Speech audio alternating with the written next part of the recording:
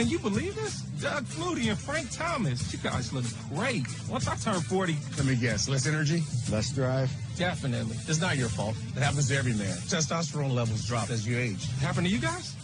Yep. The Food and Drug Administration is leaning into testosterone treatments. The FDA conducted an expert panel this week that promoted their potential benefits. Studies show testosterone levels have declined broadly in men. So what to do about that? Marty McCary, the FDA commissioner, came by our studios to suggest that taking a testosterone shot or patch may help. What does it matter if testosterone levels go down? How are people affected by that? Generally speaking, it's believed to be associated with symptoms in roughly a third of individuals with low testosterone. Now, the studies aren't very well defined, so it may be more, and we just don't appreciate it. But the symptoms are reduced strength, a reduction in mood, sometimes depression, a reduction in vitality, and a reduction in libido. Now, I did my own research, as a layman might. I looked up some things from the Cleveland Clinic. They strike me as fairly credible. And when I read their description of testosterone, what the problem is and what to do about it, I get the impression that it may have a lot to do with a sedentary lifestyle, obesity, and that you can reverse the problem with the right kind of exercise. Is that correct? It's not clear which comes first, the chicken or the egg. Is it the sedentary lifestyle that reduces your testosterone, or is it an underlying baseline lower testosterone level that contributes to those symptoms? The general feeling among the FDA experts that we convened recently was that it's the low testosterone that then contributes to the reduction in mood and vitality. When I was reading this analysis, it was suggested that the right kind of exercise will quickly bring up testosterone levels. Is that correct? It does appear to be modifiable to some degree, but we are talking about roughly 30% of the population over age 30 having low testosterone, and a large portion of them have symptoms. Which is why McCary says he wants doctors and patients to get over an aversion to treatment. And that may be in part because it got deemed a possible carcinogen as causing prostate cancer, and the doping scandals of the Olympic athletes in the 80s and 90s. People were using testosterone to compete unfairly. That's right. So it became more restrictive in that time. You want to make it less so, easier to get. That's the proposal, because right now, testosterone is a controlled substance, according to the DEA. If your doctor recommends testosterone, you almost feel like an addict when you go to pick it up from the pharmacy. The doctors who presented at the FDA said, we've got to remove that stigma and use an evidence-based approach. Are you concerned about the side effects of potentially millions more people taking testosterone? You know, the field of hormone replacement therapy for postmenopausal women is far more mature. With testosterone therapy, it's less established. Now, we have incredible data points from experiences, physicians who have treated thousands of patients. We also have a couple large studies which confirmed that there are not the cardiovascular or prostate cancer downsides that many physicians were concerned about. So it's really one of those things now where we need to do more research, but also present people with the options. Secretary Kennedy often speaks. I heard him speak recently about a healthcare industry that profits off of medicating people. Are you concerned about being pushed around a little bit by companies that want to sell this? Look, we have to be vigilant about corporate influence at the FDA. The agency that I run has in its history been captured by the industry that it is supposed to regulate. But at the same time, testosterone and estrogen, in the case of postmenopausal women, are hormones that naturally appear in the human body. So we're talking about replacing those hormones or supplementing the level so that people can experience the benefits they had before those levels declined. A couple of years ago, Secretary Kennedy himself said that he used testosterone, I believe as part of an anti-aging regimen. Yeah, you know, I learned about that after our FDA expert panel recently. I read that somewhere, so that's interesting. You hadn't discussed that with him previously? No, we hadn't. Has he been an advocate of testosterone? We hadn't discussed it, but there are 10 million men who are using testosterone, and many describe an ability to work out more efficiently, to build muscle strength. And the muscle strength piece is interesting because it turns out that the number one predictor of longevity is muscle mass. Now, the association between testosterone and longevity has not been established at this point. Right. But men live on average 7 years shorter than women. And one theory has been that it may be related to the decline in testosterone reducing muscle mass. Marty McCary is the FDA commissioner. We also asked him about vaccines. Vaccines save lives. And trust in the Department of Health and Human Services. We'll have his answers on Monday. And it was hot. It was so hot. It was like 95, 100 degrees in the shade. The wind never blew. And they say that New Orleans has humidity down there, which kind of cools us off. That's bullshit. It was death heat. Inside the convention center was so stifling hot, people tried to stay outside. Hot as hell, 100-something degrees. It's hot. It was very, very hot at that time. It was 97, 98 degrees. It was hot. The heat radiating off of the highway at night was intensely hot. It's hot as hell. That was the worst summer. I mean, that heat was ridiculous. Man, hot as heck in here. It was beyond Africa heat. If Africa heat was anything like that, like I said before, and I'll say it again, they keep saying go back to Africa. Hell no. A different subject now. Little kids can really struggle in the heat. Their bodies don't sweat as efficiently as adults' bodies do, and they have to rely on adults to find the relief of air conditioning or shade. NPR's Jonathan Lambert reports on new research suggesting that for some children, exposure to extreme heat could lead to potentially lifelong setbacks.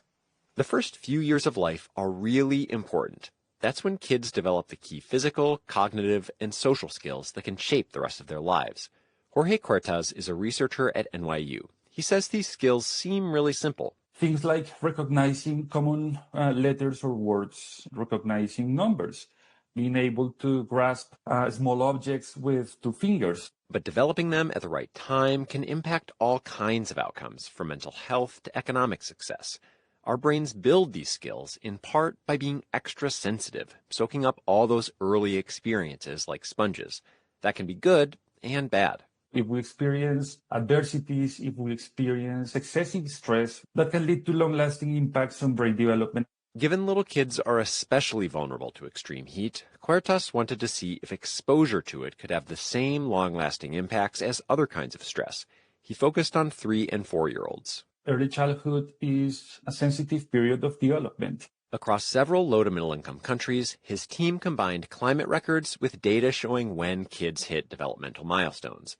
Altogether, they looked at nearly 20,000 children, and they found that those who experienced extreme heat, even just 1 month with average highs that topped 86 degrees, were less likely to be developmentally on track. I was quite surprised to see that we could still identify these very specific impacts on development starting during these early years. The results were published in the Journal of Child Psychology and Psychiatry. They also showed that kids from the lowest income households were the most affected by heat. That early setback can build on itself as kids grow up. Early disparities not only are present later in life, but also tend to expand, making it more difficult, for example, to complete their education. The study can't say why heat has these effects on a child's development. It could be messing with kids' sleep or preventing them from going outside to play.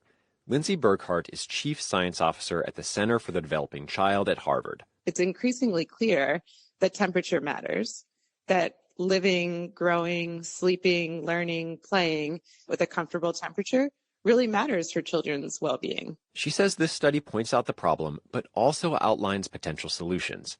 Air conditioning isn't available in many parts of the world, but lower-tech solutions like expanding access to clean water for keeping cool and hydrated or creating more shade could help kids stay on the right track. Jonathan Lambert, NPR News.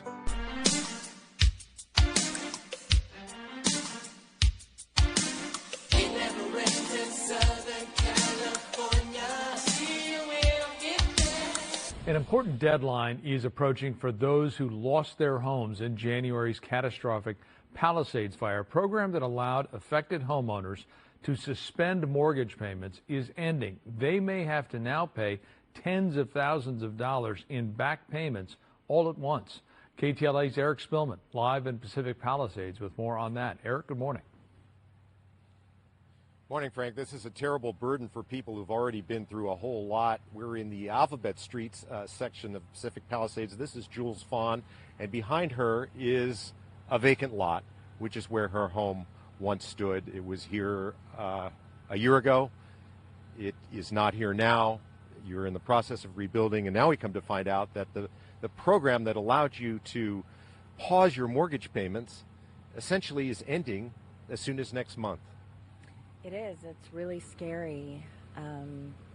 The fact that I'm going to have to start paying my rent for the home I'm living in and for a dirt lot is, I don't know how it's going to happen. And I don't know how all these people are going to be able to afford it. It's irrational and really scary. Let's show some pictures of your house as it existed a year ago. Beautiful house. You've been living there. You built it in 2012. And the way that this mortgage forbearance program worked is there was a state law. It said you could sort of not pay your mortgage or pause it for 12 months. Another factor about this program ending is that you owe a balloon payment in January, which is all the deferred monthly mortgage payments that you didn't pay over the last year, and that's a lot of money. So our bank, City National Bank, did not do a balloon payment. They tacked it onto the end of the mortgage. But a lot of my friends, they're going to have to pay a giant sum along with our current rent. So they're going to have to take the money that they're supposed to be building their house with to pay all of this. I just don't know how it's going to happen. And these banks really need to think about, as fire victims, we didn't want to rebuild our homes. I was happy. I don't want to have to build another house. I was happy with my community, and now it's gone. And they should really think about us and give us a break. I want to show you some pictures of what the Palisades looks like today. You have some homes being built, some construction taking place. It's kind of a patchwork. I would say most of the lots are still empty, maybe 80, 90%. They haven't started rebuilding. So this is really an important thing because it doesn't take a year to rebuild a home. It takes much longer than that, doesn't it? It takes a long time. I mean, some people can't even afford to come back. They've got insurance issues. They've got money issues. There are going to be so many people rebuilding at the same time, so their materials are going to be hiked up. The expenses are crazy. And you're wrestling with your insurance company. It's so overwhelming and just really scary time for all of us. All right. I want to tell you about a campaign that's underway by some other Palisades residents to get the federal law changed to require banks to extend mortgage forbearance for not only fire victims, and we're not just talking about the Palisades fire, but also the Eaton fire as well. This is a web address. We want to put it up on the screen for you so you can get some more information. It's called disastermortgagerelief.com. This is the campaign that's underway to extend mortgage forbearance for up to 2 to 3 years, which is basically how long it might take to rebuild a home here in the Palisades. And Jules, I know as you were driving in here this morning, it's tough to come back here and see it. It is. It's a giant sucker punch. You drive in and it's flat. There's nothing here. My town, my community, and my home is gone. It's devastating. They've started the grading here, and pretty soon I guess they'll start the framing. They will. Thankfully, the permit process took a really long time. The mayor said they were going to fast track it, which it was not fast tracked. That was a whole process, but I can now breathe. I got my permit, and I'm in the next stage of rebuilding the next chapter of my life. Thank you so much for talking to us. Really appreciate it. Hope you get back into your house relatively soon. It's probably going to be another year, right? At least. Okay. All right. Thanks so much for talking to us. We'll send it back to you in the studio. Eric, quick question for her. If most insurance companies provide for rental payments, is that only for a year, or does that at least help on the rent side while she's waiting for her home? In her case, listen to this. She had State Farm up until October, 2 months before the fire.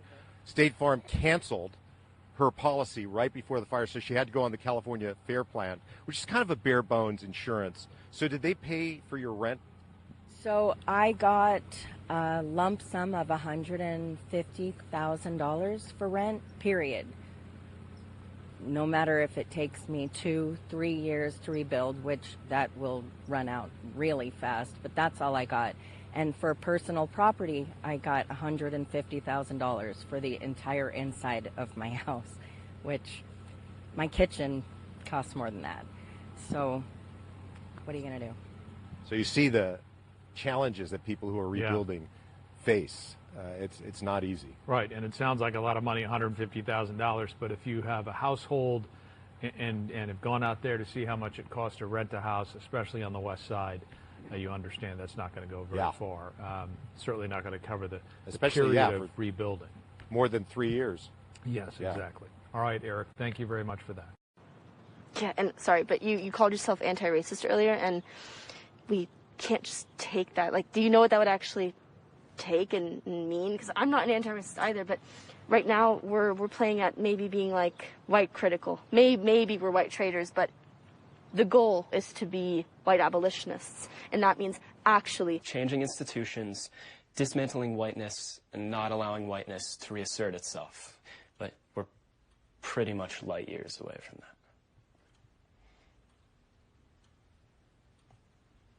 Are you fucking retarded? What the fuck are you talking about? You're white. Policies have been discriminating against white people. News Center 5's David Bieniek is live at City Hall with what the feds are claiming. David.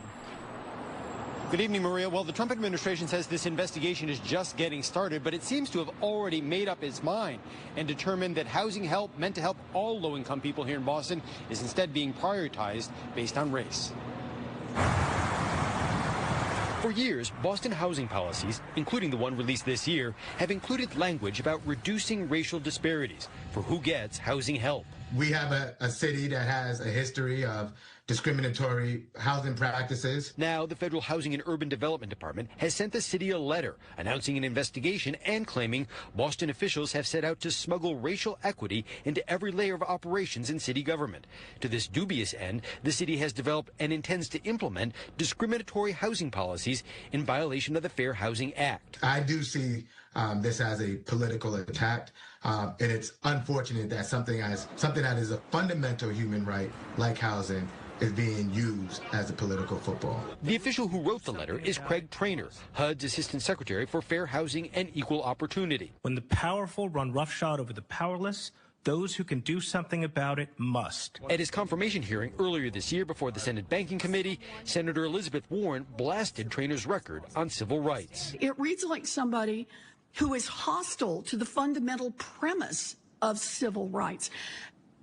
That makes me think you are just not a serious person for this job. Traynor's letter warns any violations will be turned over to the Department of Justice for possible prosecution, and it says it will soon be demanding additional information. It's concerning if it's true, but there's no reason for me to believe it's true yet, so I also don't have the information, so looking forward to seeing what we give back to them.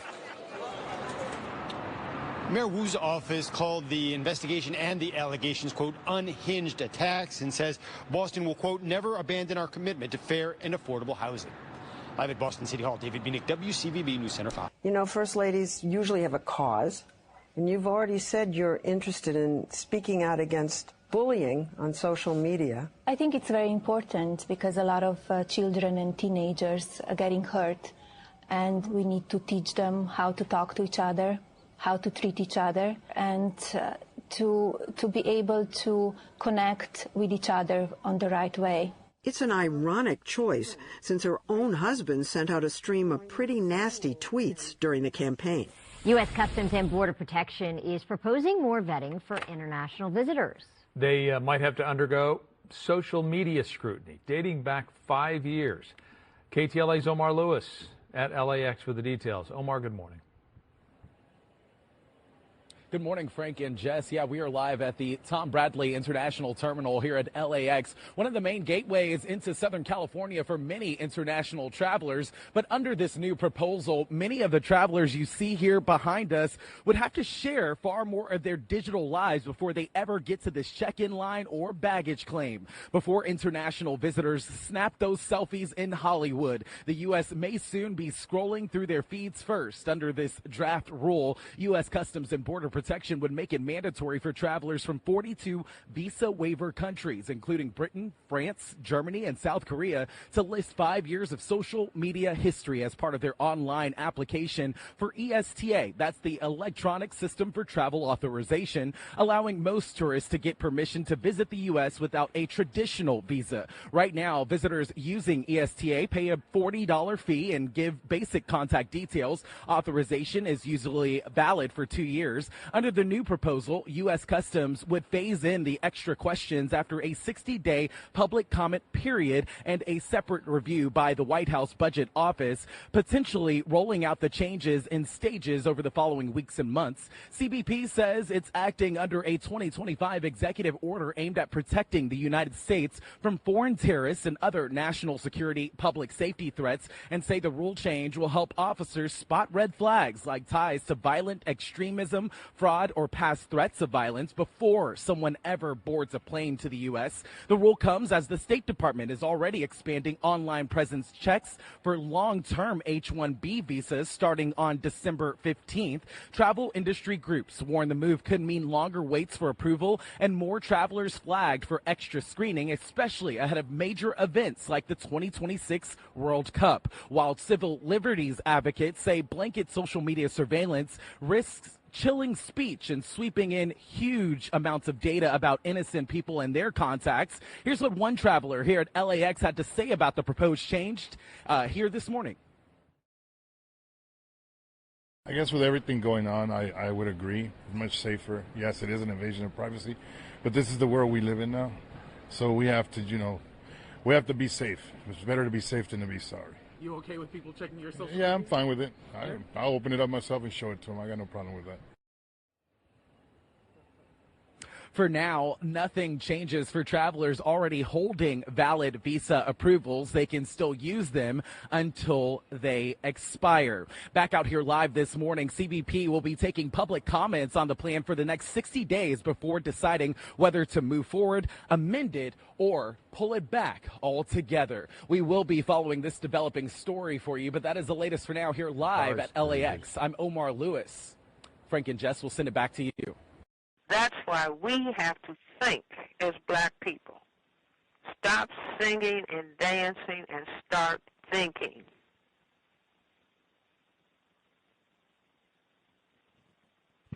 Wow. Thinking and reading. I say reading is more important than watching TV. So Jay Caspian-Kang, staff writer at The New Yorker, has a new piece in his Fault Lines column asking whether quitting social media actually leads us back to reading books, or whether the relationship between our screens and our reading lives is more complicated than that familiar narrative suggests. He also raises maybe a bigger question: what does literacy even mean when we actually spend more time than ever reading, but it's online, not so much in books? Jay Caspian-Kang joins us now. Jay, always great to have you. Welcome back to WNYC. Great. Thank you. It's good to be back. And listeners, our phones are open. How does social media affect your other reading habits? And in particular, we're going to hear Jay's experience along these lines. So, Jay, last summer I see you did take a step away from social media. What did you do, and with what purpose? Well, I was trying to finish a book, and I had a deadline coming up, and I was a little worried that I wasn't going to hit it. And so I just thought, well, if I get off Twitter, if I get off TikTok, Instagram, whatever, then I'll have some more time. And I had done this before, and it had worked. And so, I got off, and then I finished the book quite quickly after that. So I think in terms of that, it was a great way to optimize my hours into work. But I was also hoping that, everything that I had read about attention spans getting shorter because of social media, and the fact that, short-form video is particularly toxic to all of this, and that coupled with all the stuff I had read about how people don't read anymore, that this would lead me to read way more books. And I was actually quite intentional about it. I was like, all right, I'm going to try and read more books now that I don't have to read Twitter anymore. And that part of it didn't happen. And so the column I wrote was just sort of musing on why maybe that didn't happen. What did happen? What did you do more of during your social media detox other than finish your book? I tried to learn how to play golf, but, actually quite intensely. Like I went to the driving range almost every day and hit like 200 golf balls, one near my house, and then that didn't go very well because of athletic limitations, I think, that I face. And so after that, I just got back on social media. But yeah, mostly it was channeled into hitting golf balls, which I would say is probably better than reading Twitter or Instagram and getting mad at your friends and colleagues. But yeah, the book part never happened, which I was quite disappointed by because I thought that this would be like an intellectually edifying time in my life. Listener writes, social media use has absolutely quashed my reading of magazines and books. I used to be an avid reader of anything printed on paper, and now I don't touch it. It makes me very sad. I used to have a really great attention span, and now I have zero, writes that listener. But you highlight two maybe contradictory data points. A 2022 National Endowment for the Arts survey showing that fewer than half of adults read even one book the year before, and a recent National Literacy Trust study finding that only about 1 in 5 kids reads daily for fun. But then you write, does that mean that people are less literate in general? Counterintuitively, there has never been a time in history where people have spent more time reading words, even if it's just text messages on their phones. So what's the meaning that you take from that contradiction? Yeah, it's like, I started thinking about that honestly like 20 years ago, even before social media really existed, and that, I was in graduate school and people back then were bemoaning the death of reading because we were all trying to write novels, and there's this idea that nobody was reading anymore. And it just seemed quite obvious to me and some of my friends that people actually read more because, they read websites, they read all sorts of newspapers, and they were engaged with the printed word in a way that they weren't before. And so there's always this question of, well, if you read a site like 20 years ago, it would have been something like Gawker, right? And but you're not reading novels anymore. You're not reading the Financial Times or Wall Street Journal, New York Times or whatever. Like, is that a net loss, right, in terms of literacy? Is that a net loss in terms of what you understand in terms of the written word and how you, I guess as a writer, artistically think about what a sentence is, like those types of questions. And I guess all of that has just been accelerated now where I think that we probably read all the time, like all day long. If your screen time is anything like mine, over 4 hours a day where you're looking at your phone, then people weren't reading books for 4 or 5 hours a day, in our childhoods, right? Like maybe an hour, 2 hours. And so people do read more and they just don't read books. And so I don't know. I think one of the questions that I have always had is just, well, is there a net loss from that? Is there a net loss from people reading something as silly as a group text with their friends or something like that compared to reading a book in a book club or whatever? Listener writes, I uninstalled Reddit 2 weeks ago and since finished Project Hail Mary, just started Dune again. My capacity to focus at work has improved. Why haven't you learned anything? We're going to turn to another health issue now. It's about the impact of the COVID-19 pandemic when so many schools shut down in-person learning and went virtual to try to stop the spread of the virus. We did a lot of reporting at the time on how this was affecting kids' mental health. I was really shocked. I was really sad. I couldn't see my friends. Kenley Gupta spoke to Leslie McClurg of member station KQED in November 2020. So NPR was on this story in real time in connection with our member stations. And now we have a follow-up, a study that measures how much people were affected. It was led by Dr. Rita Hamad of Harvard's T.H. Chan School of Public Health. We know that schools are important places for social connection. Kids need to see their friends, their teachers. To find out just how important, Dr. Hamad and her colleagues examined student mental health during the lockdowns and afterwards. Co-author Palin Osluk says reopening schools led to a big drop in the number of kids who were struggling. Overall, mental health diagnosis fell roughly at 43% relative to the baseline. The largest improvements were in depression and anxiety diagnosis, which had risen during the pandemic. The scholars based that finding on a lot of kids, according to the study in the journal Epidemiology. More than 180,000 kids across California were involved. Schools there reopened on a staggered basis, and that gave researchers the chance to compare the kids going back to school with the ones still stuck at home. And among other things, kids returning to school immediately needed less mental health care. specifically mental health-related medical spending fell by about 11%, and prescription spending related to mental health conditions decreased by roughly 8% once districts returned to in-person learning. Dr. Hamad says the study gives local leaders an important lesson. The next time we have a public health emergency of this scale, then there needs to be hopefully a lot more discussion informed by evidence like this about what decisions we should be making to ensure we're paying attention to children. She'd also like to see more funding for youth mental health services. This research suggests that we should probably be redoubling our efforts in that domain instead of cutting back funding. The Trump administration cuts to Medicaid are expected to reduce access to mental health care for young people. These people making the rest of us feel like we don't belong. But they're no better than us. Look at how they treat their children. Mark my words, Mr. Resendez. If it takes a village to raise a child, it takes a village to abuse one. Tonight, the Wise County School Board meeting for the first time since former Union High School head football coach Travis Turner went missing. The former coach was charged with 5 counts of possession of child pornography and 5 counts of using a computer to solicit a minor. News 5's Mara St. Marie attended the meeting tonight and asked the chair of the school board for answers. What are we going to talk about, Coach Turner? It's a question that's drawn national attention, with even a New York Times reporter attending Monday night's meeting. Parents are frustrated as the community continues to deal with a coach facing serious charges. Is that a yes? Or we don't understand how to speak? Travis Turner has been missing since November 20th. Virginia State Police have now charged him with 5 counts of possession of child pornography and 5 counts of using a computer to solicit a minor. I spoke with parents off camera who say they are aggravated and concerned about what they say is a lack of communication from the school board. Public comment was removed from the agenda. Board Chair Larry Greer says this was due to a closed session regarding employment. We just decided we would just tonight just not have open expression. Some parents are worried about student well-being and the board not hearing their concerns. Greer says the school is addressing it. Our main focus right now is the kids. We want to keep them just as normal as possible.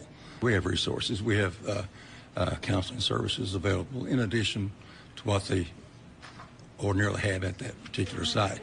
As controversy continues, we asked Greer if any other staff members from Union High School are on paid leave. So there's nothing you can say about the principal either? No, it's personnel. Thank you. Is there anything else you want to add? No, my advice to her was to call the office tomorrow and see who answers. Greer says public comment will be reinstated at the next meeting, January 12th. Parents I spoke with say they plan to speak at that meeting. In Wise, Mara St. Marie, News 5, WCYB. And some began to say the threats, talk about the threats that were out. What would happen to me from some of our sick white brothers? A former Bridgeton pediatrician accused of prescribing pain pills in exchange for sex acts has just pleaded guilty. Fox Files investigator Chris Hayes has followed this case from the beginning and just walked out of federal court with this sudden twist. Chris? Shirley, for months, Craig Spiegel's lawyers have tried to get this case tossed. They've questioned whether or not Spiegel actually gave consent to search his phone, which broke this case wide open. And Spiegel testified previously he did not give consent. But a shocker just now in court when the feds showed they proved he signed consent. And Spiegel even acknowledged it in open court, acknowledging he signed a form giving consent. Craig Spiegel was charged in March 2024 with dozens of federal counts involving adult women, former patients he first met in his practice as a pediatrician. A Bridgeton police investigation went federal with allegations the doctor cultivated relationships that turned sexual. Detectives said they found evidence Spiegel used pain pills to groom patients into sexual relationships once those patients became adults. We were here in federal court when Spiegel's lawyers argued their client never gave police consent to search his phone with the evidence and that there was no search warrant. Spiegel even testified to that on the stand, but just now in court, a stunning turn as Spiegel admitted he lied under oath. Just now, Spiegel pleaded guilty to 3 of the counts, which could still get him decades in prison when he is sentenced here March 24th. Live downtown, Chris Hayes, Fox 2 News. Hey, Tyrell, you pulling infirmary duty this week? How's that horse of mine doing anyway? Dead. Hadley busted his head up pretty good. Doc had already gone home for the night. Poor bastard laid there till this morning. By then, hell, it wasn't nothing we could do.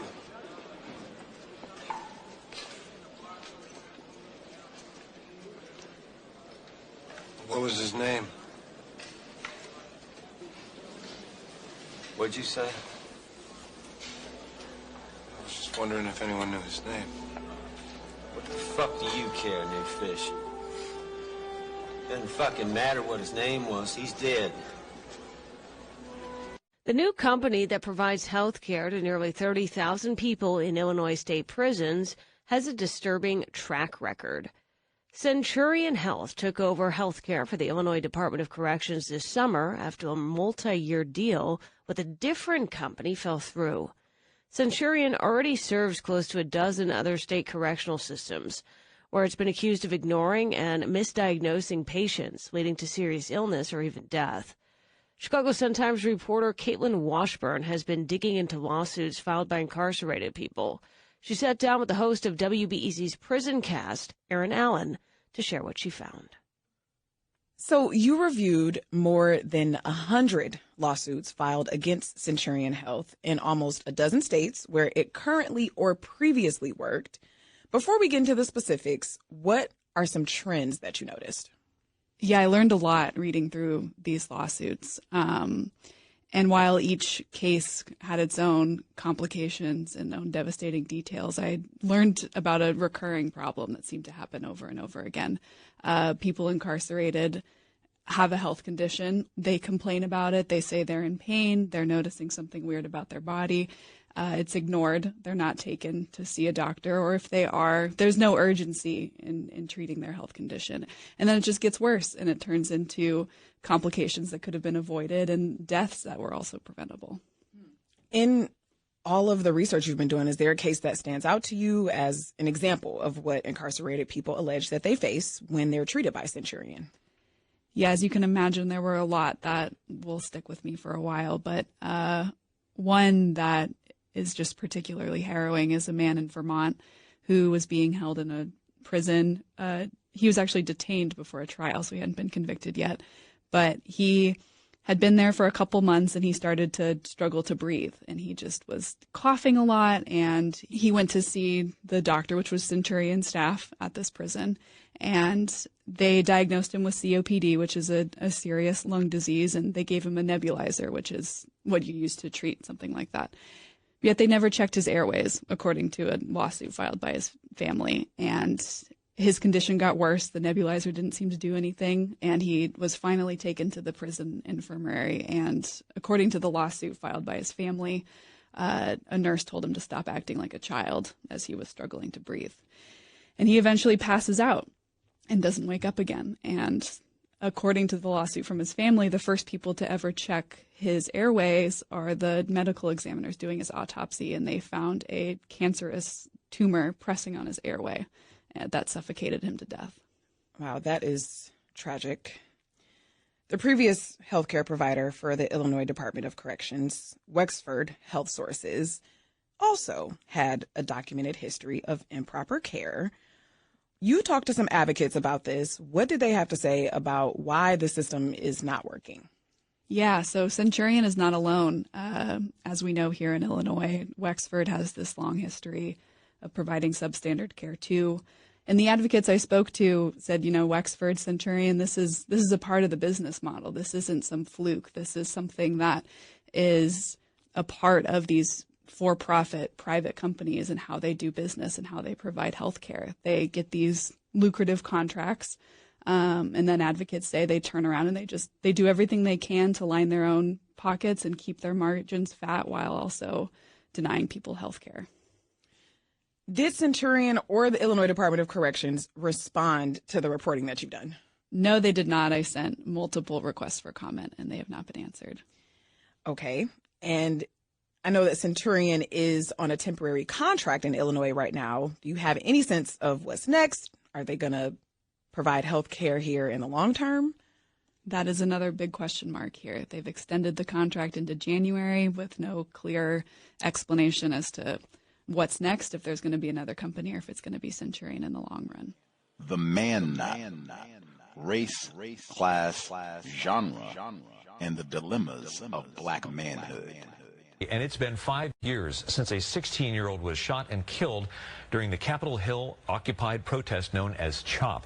Antonio Mays Jr. was fatally shot outside the East Police Precinct on June 29th of 2020. His killer still hasn't been caught. Yeah, so next week, the trial in the wrongful death lawsuit against the city of Seattle begins for negligence in the case, with some blaming first responders for not reaching the teen fast enough. Fox 13's Jennifer Dowling talked to the teen's dad and a local journalist who captured some of the young man's final moments before the tragic shooting back in 2020.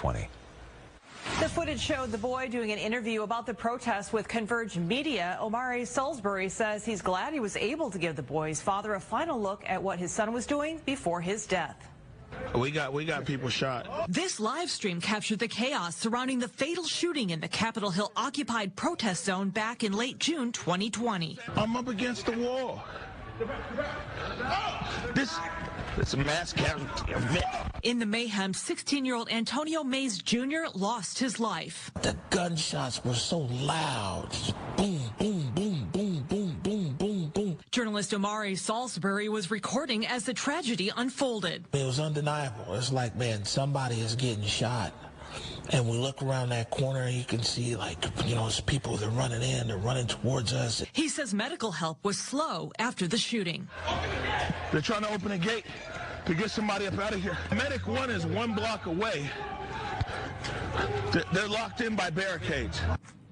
An attorney representing Antonio Jr.'s estate has since filed this wrongful death lawsuit. It states 16-year-old Antonio Mays Jr. was shot and left to die without the assistance he was entitled to by the government. It goes on to claim he was alive and conscious after being shot, and that the teen bled out while trying to escape while being barricaded at the CHOP in an area which the city abandoned. The lawsuit states it was CHOP medics who were essentially good Samaritans and attempted to provide aid, deciding at 3:05 a.m. to transport Antonio out of the CHOP for emergency assistance, rather than Seattle paramedics. Documents state a paramedics crew later met the CHOP medics at a different location to treat Mays. This clip that was found in our footage 5 years later kind of paints a picture of Antonio and what he was doing just days before his murder. Before that horrible night, Omari had taken this newly rediscovered footage of the young medic speaking at CHOP. He's at right wearing a black and yellow shirt and white mask. The police, their purpose is to serve and protect, right? Yes. And we agree with their purpose, but we do not agree with them because of what they've been doing. Omari says the teen did the interview just about 48 hours prior to his death. I would like to make it known that I wish that the police would have more supervision when it comes to their training. It hurts so bad not to have him here today. There's not a day goes by where I don't, think of my son. Antonio Mays Sr. became emotional when he saw the video. How did you feel when you saw the footage? Overwhelmed. And it was like a memory that I didn't have the blessing to attend. But it felt like he was here with me at that moment. And that just overwhelmed me so much. I couldn't sleep last night. Antonio says his son was his partner in their family barbecue business and had a big heart. He says he left him a note saying he hoped to make him proud when he traveled to Seattle. My son went up there to make a difference. He advocated peacefully for additional training. He was reasonable. It sounded like these shots were like 10 feet away. Meantime, attorneys for the city have been mounting a defense, stating in documents that Antonio Mays Jr. died at the hands of an unknown third party, also recently filing a motion to exclude what attorneys called late disclosed witnesses. As the case moves forward, Omari believes a rediscovered video of Antonio Jr. will help his dad in the tough weeks ahead when he has to relive the tragedy at trial. I'm hopeful that with this video that Antonio Mays Sr. has something that is reaffirming to him of who he always said that his son was. I reached out to the city attorney's office for additional comment. They say they're unable to because the case is in active litigation. Antonio's attorney says jury selection is scheduled to begin around December 8th in the wrongful death case. In Seattle, Jennifer Dowling, Fox 13 News.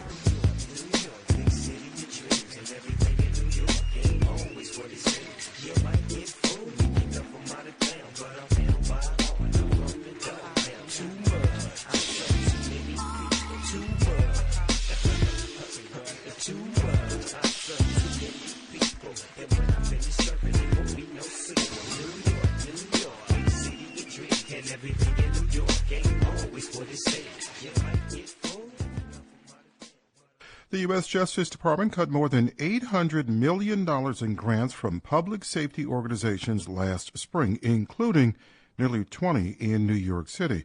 WNYC's Brittany Kriegstein joins us now to discuss the impacts this is having on communities across New York City. Brittany, what were these grants and how much of a cut was there for nonprofits based in New York City? Yeah, so good morning, Michael. Many of these grants were actually funded through the 2022 Bipartisan Safer Communities Act, which was this landmark law passed under President Biden that was meant to address root causes of crime and gun violence, like mental health crises, lack of economic opportunity, and racial disparities. Now, according to the Council on Criminal Justice, a policy group that's been tracking the cuts, hundreds of organizations across the country were expecting these violence intervention funds through 2026. But in April, Michael, the Department of Justice under President Trump rescinded what was left of that money, including about $60 million from the New York City-based organizations. In an email to the affected nonprofits that we saw, the DOJ said the work that these organizations were doing just no longer aligned with the administration's priorities, specifically a greater emphasis on direct law enforcement efforts. How did you find out about the local impacts and what do they look like? I did a lot of reporting about East Harlem and declines in gun violence last spring. You may remember we talked about some of that. And so in April, I was speaking to staff from one of these organizations called Exodus Transitional Community that does a lot of anti-violence work in the neighborhood, especially with young people. And just in the middle of a Zoom call with the organization's peace broker team, I found out that all 4 of them had been laid off just days earlier, after they lost part of their $2 million DOJ grant. And then they told me they were all continuing to do their work for no pay because they feel it's so important, even if that meant struggling to afford rent and food. Here's Gregory Ellis. I can't have a 15 or 16-year-old kid saying, hey, you know what? You failed me. Exodus is credited as one of the groups that's been most helpful in cutting shootings in half in East Harlem in the past 2 years, according to NYPD data that we looked at. A CUNY study found that the peace broker team mediated more than 38 high-risk conflicts, some involving gangs and weapons, and served more than 200 young people from 2023 to 2024. So these are pretty big numbers. But the funding cuts and the layoffs mean they can't be as present in the community to diffuse tensions. Okay, Donald Trump. I say meet your next president. See, all kind of people from the time he started talking. Oh, he's crazy. Oh, he's this. Oh, he won't. Oh, the American people won't accept something.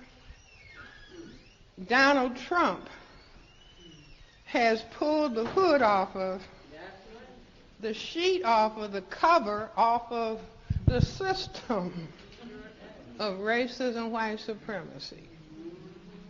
See, he pulled it off, and he's talking with more clarity than anybody else, who all the other candidates quietly are thinking about racism, but they're not talking overtly about it.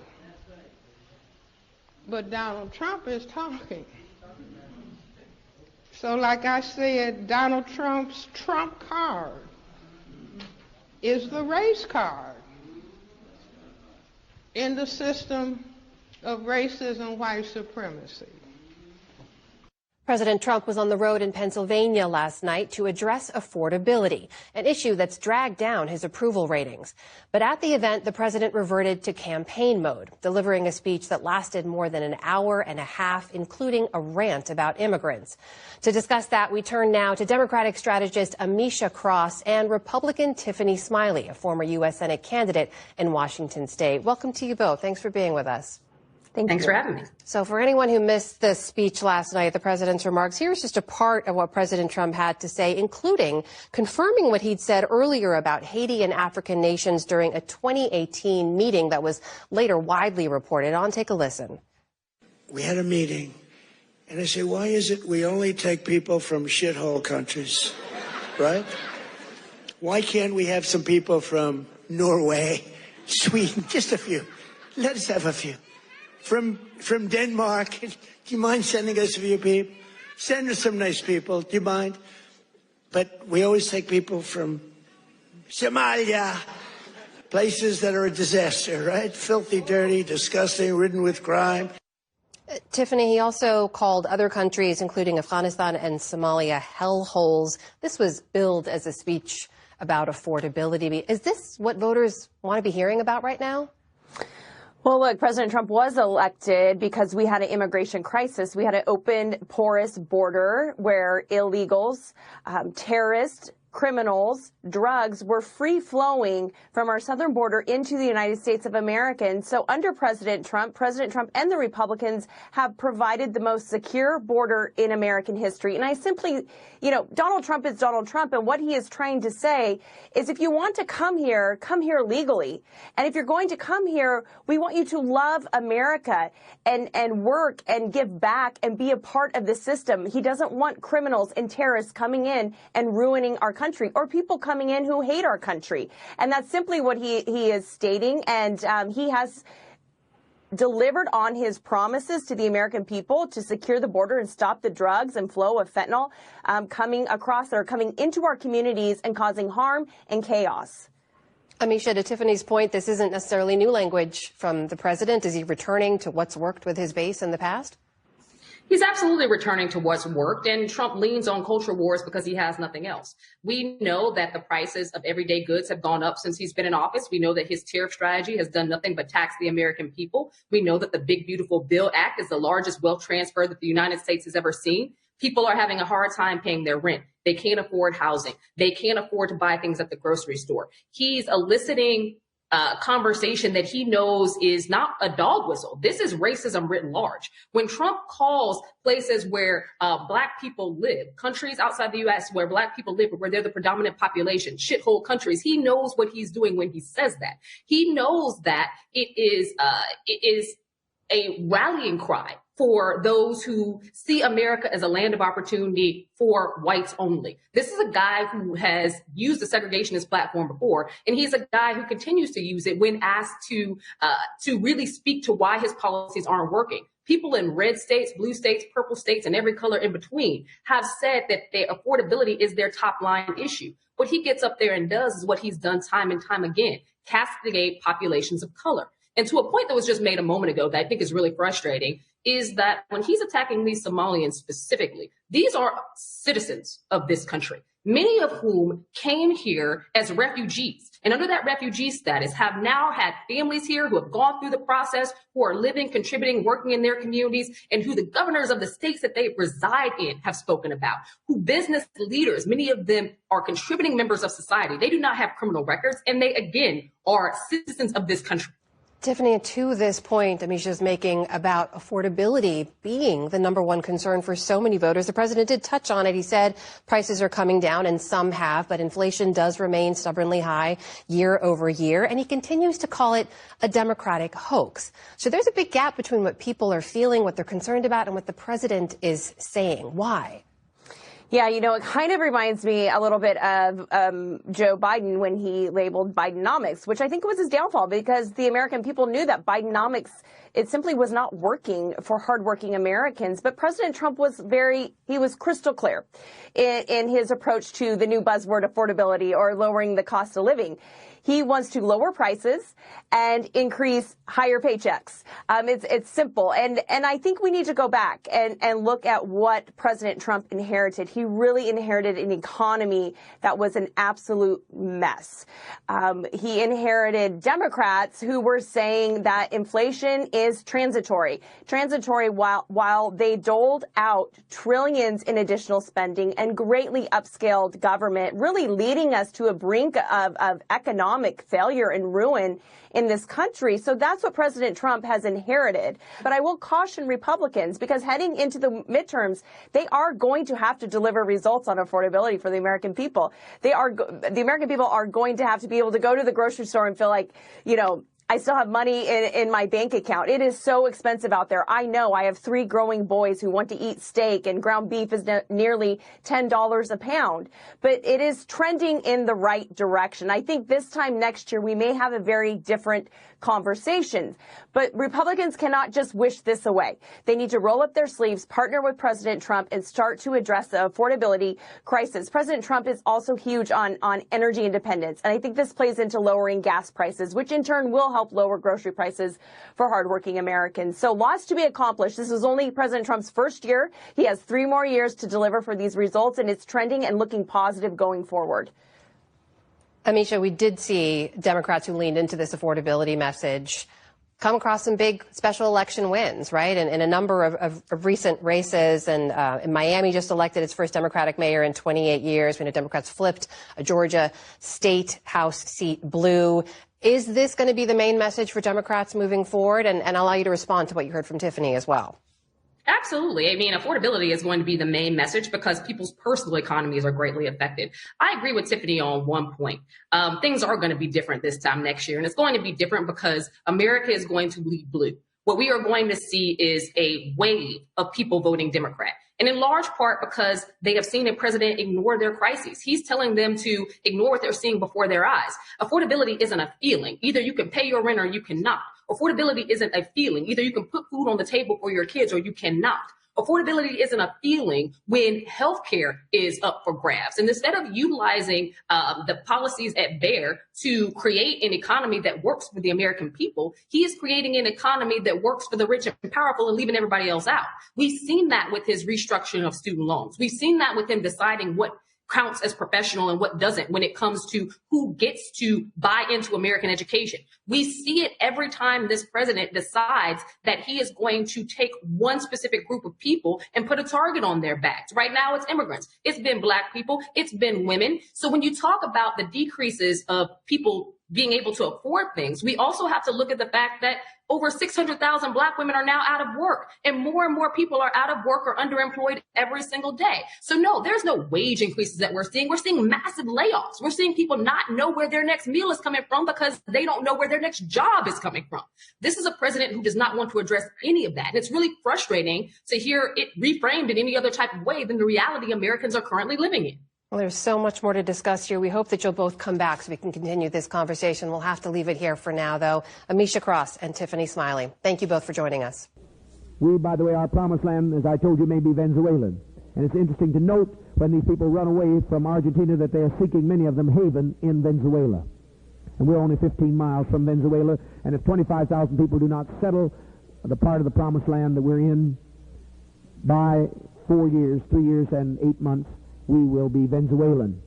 And Venezuela is a much larger country and is socialist in orientation and has one of the richest oil deposits in the world. And only the people with oil, according to all the economists, are those who are going to avoid starvation. Welcome to the News Hour. The United States today seized a tanker ship off the coast of Venezuela. Attorney General Pam Bondi said in a social media post that a warrant was executed for the crude oil tanker that was once used to transport sanctioned oil from both Venezuela and Iran. Nick Schifrin's been following this all, and he joins me here now. So, Nick, what happened today? Well, as you just said, Pam Bondi just announced this, that the military, with the Coast Guard and the FBI's help, seized this tanker off the coast of Venezuela. And Bondi also posted this video. You can see it there, a helicopter hovering above the ship. You can see service members members rappelling down onto the ship. Eventually, they draw their guns to seize this ship. I mean, it goes without saying, but this is highly unusual to see in the Caribbean, the military launching an armed seizure of a tanker. It was announced today by President Trump. We've just seized a tanker on the coast of Venezuela, large tanker, very large. Largest one ever seized, actually. It was seized for a very good reason. So as you said, Amna, Bondi said that the tanker was sanctioned by the U.S. as part of an illicit oil stripping network for supporting foreign terrorist organizations. But this is also a clear attempt to pressure Venezuelan President Nicolas Maduro. And it's an attempt to pressure him through economic means, in the sense that it is an attempt to pressure Venezuela's exports of oil. Take a listen to Ryan Berg, the Center of Strategic and International Studies, who calls today a significant escalation. This comes at a time when Maduro is under a lot of pressure to leave. One of the key ways that he will think he can remain in power is if he has enough revenues in his coffers to pay off the people he needs to pay off. This cuts directly against those revenue streams, and it also drives up the discount that largely Asian markets will demand for Venezuelan crude, given the risk level associated with importing it. So it drives up the cost, leading to decreased demand for Venezuelan crude, which is, Amna, is more than 90% of the Venezuelan regime's revenue. And that economic pressure is teamed with military pressure. The Navy says that the largest aircraft carrier in the world, you see that, the USS Gerald Ford, is in the Caribbean. 15% of the Navy's deployed warships are there. And just yesterday, we saw two F-18s fly as close to as any plane has flown to Venezuela since the U.S. increased its pressure. It's worth noting here, Amna, that the administration has described this as an attempt to interdict narcotics from coming to the United States. In total, we've seen 22 boat strikes, according to the U.S. military, killing more than 80 people. But after today, it is more clear than ever that this is as much about drugs as it is ousting Maduro. Meanwhile, we know there's another major event connected to Venezuela you've been following. That's the daughter of Maria Corina Machado, who accepted her Nobel Peace Prize on her mother's behalf. Tell us about that. Yeah, Maria Corina Machado is the Venezuelan opposition leader. She was campaigning in the election last year until she was barred from running in that election. She won the Nobel Peace Prize for her effort to bring democracy in Venezuela. But she's also endorsed President Trump's pressure campaign against Maduro. And today, Ana Karina Sosa, Maria Corina's daughter, accepted her mother's Peace Prize in Oslo and said in her mother's name that the Maduro regime had dismantled democracy and manipulated elections. Oil money became a tool to purchase loyalty abroad, while at home, criminal and international terrorist groups fused themselves to the state. We have built new networks of civic pressure and disciplined disobedience, preparing for Venezuela's orderly transition to democracy. That is how we reach this day, a day carrying the echo of millions who stand at the threshold of freedom. An official close to Maria Corina tells me tonight, Amna, that she has left Venezuela and that she is arriving in Oslo overnight. She'll speak to supporters at 2 a.m. local time. And on her call for a democratic future of Venezuela, the question, of course, is will today's efforts, or will the overall administration efforts so far, get Maduro to actually leave? Experts like Ryan Berg say not quite yet.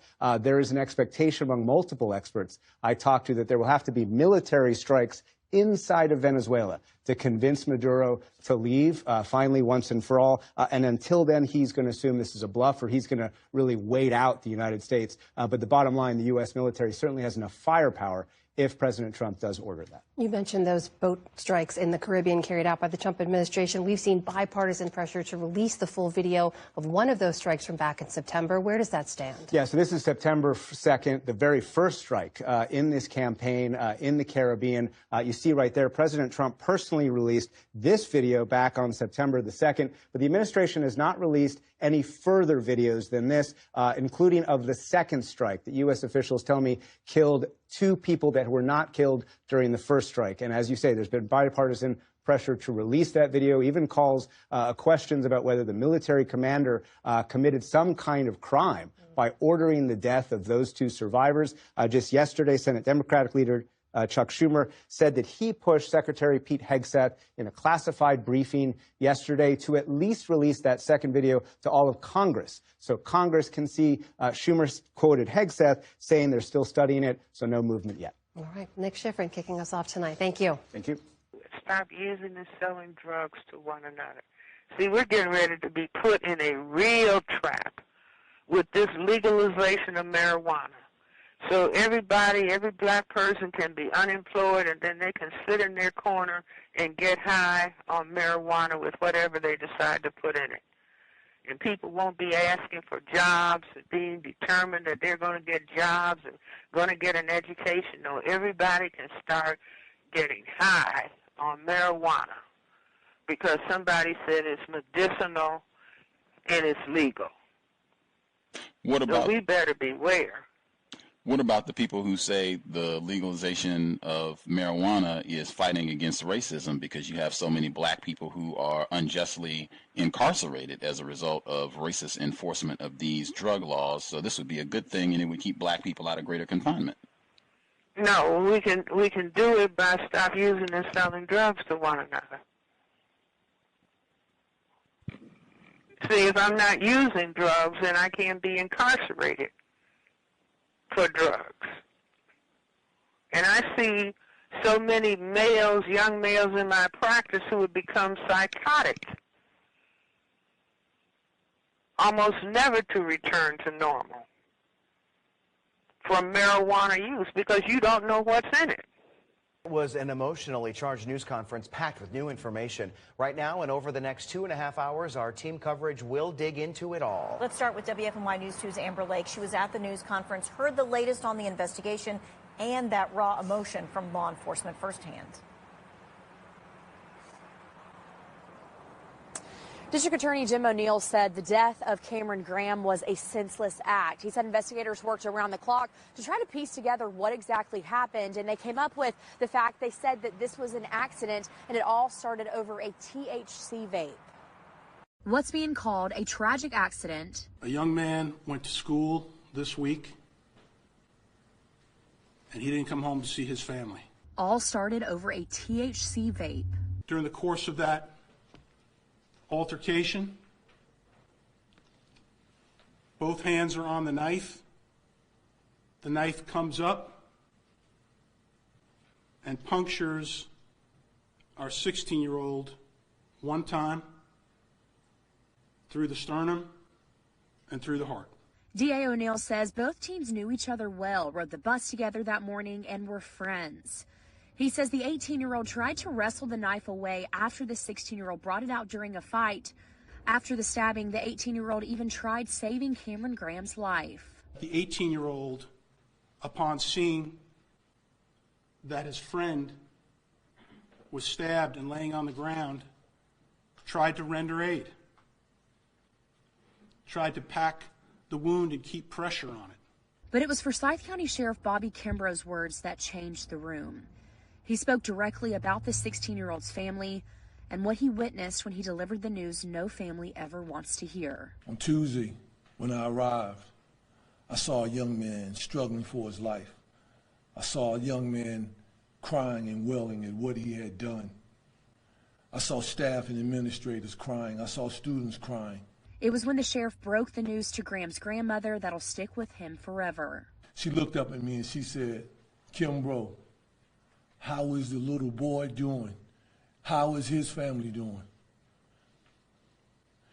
I said, "He sustained some wounds, but he's going to be all right, but mentally he'll never forget it." She said, "Kimbrough, can we just pray for him and his family?" Kimbrough said that love, even in grief, is what this community needs. He urged parents, students, and neighbors to step in, speak up, and help keep schools safe. He said what happened to this teen can't ever become normal. Either we're going to be our brother's keepers or our brother's pallbearers.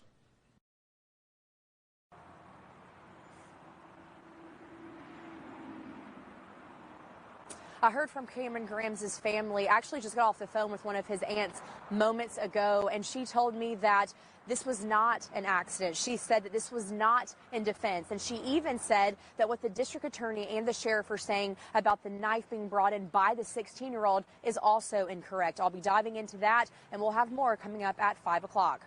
Reporting live in Winston-Salem, Amber Lake, WFMY News 2. So that's in my book, you know. I mean, you know, hey, don't participate in no riot. Because all it means is just, you know, burning down buildings and whatnot. I mean, and what the white, see, we're not logical in that floods put whole cities underwater. See what I mean? Mm-hmm. So destroying things is not helping black people at all. I mean, you just pan a camera over a flood. I mean, look at New Orleans, completely underwater. You don't have to have no riot. We can just open the floodgates if you just want to destroy the town.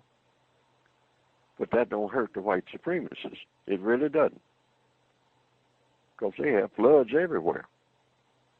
And the riots do a whole lot less damage than the floods. A powerful and long-lasting atmospheric river is pounding the Pacific Northwest this morning, with swollen rivers threatening homes, livestock, and lives. Take it seriously. Get the hell out of there. It's already rising. Swiftwater teams searching flooded homes for stranded residents, rescuing 7 at this RV park in the town of Ording. So many things of people's belongings that this river is just taken. A mudslide shutting down I-90, trapping cars. Tens of thousands under evacuation orders, including the city of Mount Vernon, an hour north of Seattle. State officials calling the situation life-threatening. We're expecting a number of rivers to reach or exceed record flood levels. The Skykomish River already at major flood stage, set to rise even higher. Local officials warning drivers to be wary of high water. You don't know how deep it is, you don't know how swift it is, and this is what happens. You get stuck there, and then it's a situation that you can't control. Floodwaters also threatening farms like this one in Falls City, Washington. Millions nationwide are dealing with the aftermath of a Clipper-type system. From whiteout conditions in Minnesota to ice-slick roads in North Dakota. But I've got another rollover, same location. Give me another unit. Where deputies assisting a person injured in a rollover captured a nearly identical accident on their body cams. Heavy snow also leaving the school bus stranded in Minnesota. While back in Washington, the worst may be yet to come, as 15 rivers could see major flooding this week. The situation is extremely serious. The next few days are going to be very critical. And 5 trillion gallons of rain has already fallen on Washington state alone in the last 7 days. The governor not only declaring a state of emergency, but also activating the National Guard in case that things get a lot worse than they already are.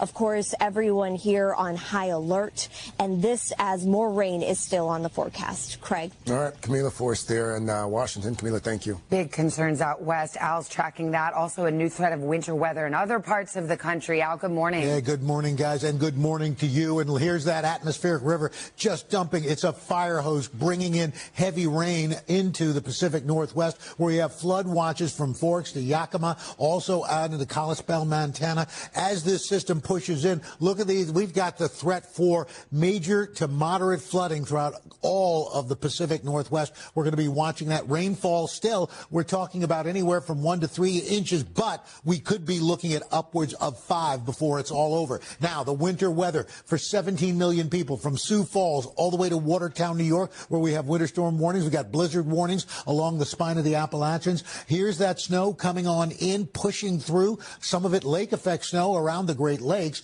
So snowfall amounts, we're talking about 8 to 12 inches, Billings, Montana. 2 rounds of snow likely, basically through Saturday, bringing upwards of 8 inches of snow through central Illinois and also the leeward side of the Great Lakes. for lake effect snow. And then the cold air. Right now, it feels like 13 in Erie, 25 in New York City, 6 in Marquette, a wind chill of 16 in Omaha. For today, we're expecting that cold, windy, blustery conditions in the Northeast along I-95 corridor, 35, Boston, 33 in Lexington, 12 degrees cooler than average. Atlanta, awfully chilly. And as we move into Friday, here comes that bitterly cold air again. A second shot. Billings, 20 degrees, 3 in Bismarck. That is going to be pushing to the east. And as you'll see, we've got into next week temperatures way below average. Minneapolis below zero on Saturday.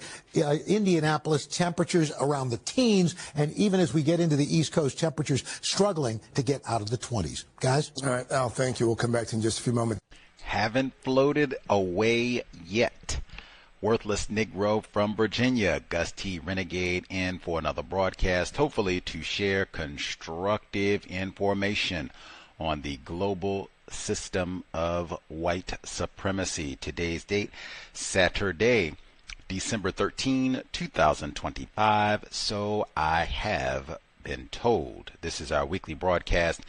Compensatory call-in. Dial in if you have thoughts, observations, counter-racist suggestions to help us urgently, immediately solve the problem. Not for spectators, especially if you have suggestions, questions to add. The number 720-716-7300.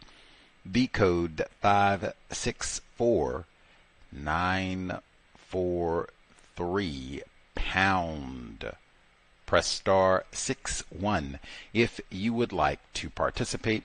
Number again, 720-716-7300. The code 564-943 pound. Press star 61 if you would like to participate.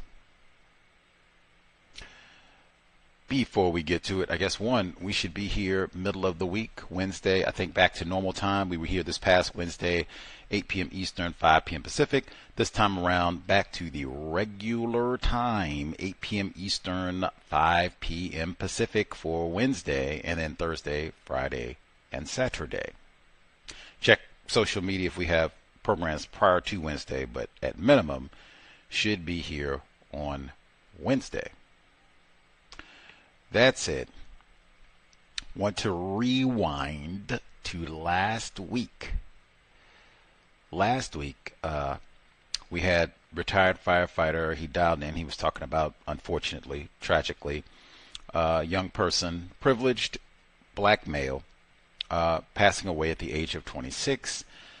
And we were talking about the, and I believe, from suicide and mental health not being discussed at all at the services and all of that after this young person tragically passed away. And I said, hey, we've been talking about this for at least the last 5 years or so. We've been talking about a growing number of reports saying that there is an increase in terms of suicide amongst black children. They've been talking about teens, early 20s, even they've had reports of black children 10 years old and such committing suicide, sometimes explicitly because of racism, being bullied at school, teachers, racist classmates, all of the above. They don't know what to do about it and that sort of thing, but saying that there has been an increase in these tragedies, and particularly black children, young black people. Now, these sorts of reports and things were being said before the COVID-19 pandemic, which we talked about in the news reports today, but it certainly has increased over the 5 years since then. And I said last week, I said, oh man, this reminds me, a retired firefighter had told us previously about a black male in the Florida area who took his own life via suicide, and I believe by stepping on train tracks, suicide via train. And I brought that up last week. I said, I think retired firefighter told us about this and a few years back, and what a tragedy. And he said, no, I don't think so. I don't remember. And I said, oh man, I hope I'm not up here lying, because I mean, that's a big one to lie about. And so I said, well, I'll go back and check, because it seems, I mean, that's specific detail, not just suicide, but suicide by train. Like that's, but anyway, I said, I'll go back and see if I can remember. Maybe I'm making it up or what have you. Listener emailed me, Bryce Gowdy, BRYCEGOWDY,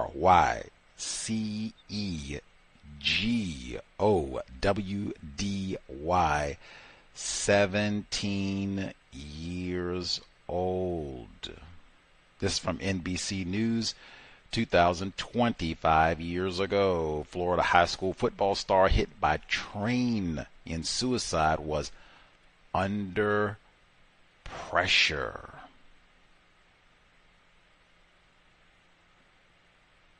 Blackmail privilege. What kind of pressure are you under at 17? That's the system of white supremacy. I just told you, because I've heard reports where they got 10-year-olds. And he was 17, but 10-year-olds where they say the same thing. I'm under pressure. Got these racists at school. What am I going to do? I can't make it. Can't take no more. The report reads, a 17-year-old Florida high school football star, blackmail privilege, died by suicide, had been under pressure and was taking care of his mother and siblings, his uncle said Wednesday. The teen, Bryce Gowdy, was killed when he was struck by a freight train shortly after 4 a.m. Monday in Deerfield Beach, about 17 miles north of Fort Lauderdale, the Broward County Sheriff's Office said. The medical examiner's office on Tuesday ruled the death a suicide, according to ESPN. Bryce was just days away from enrolling at Georgia Tech in Atlanta on a football scholarship when he died, according to the South Florida Sun-Sentinel of Fort Lauderdale. The young student athlete, however, was struggling with leaving his family, who were homeless, and staying in a hotel.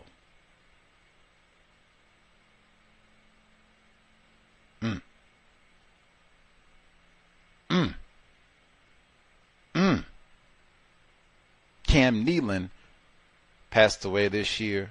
Suicide. Also privileged black male tackle football player. He was 24.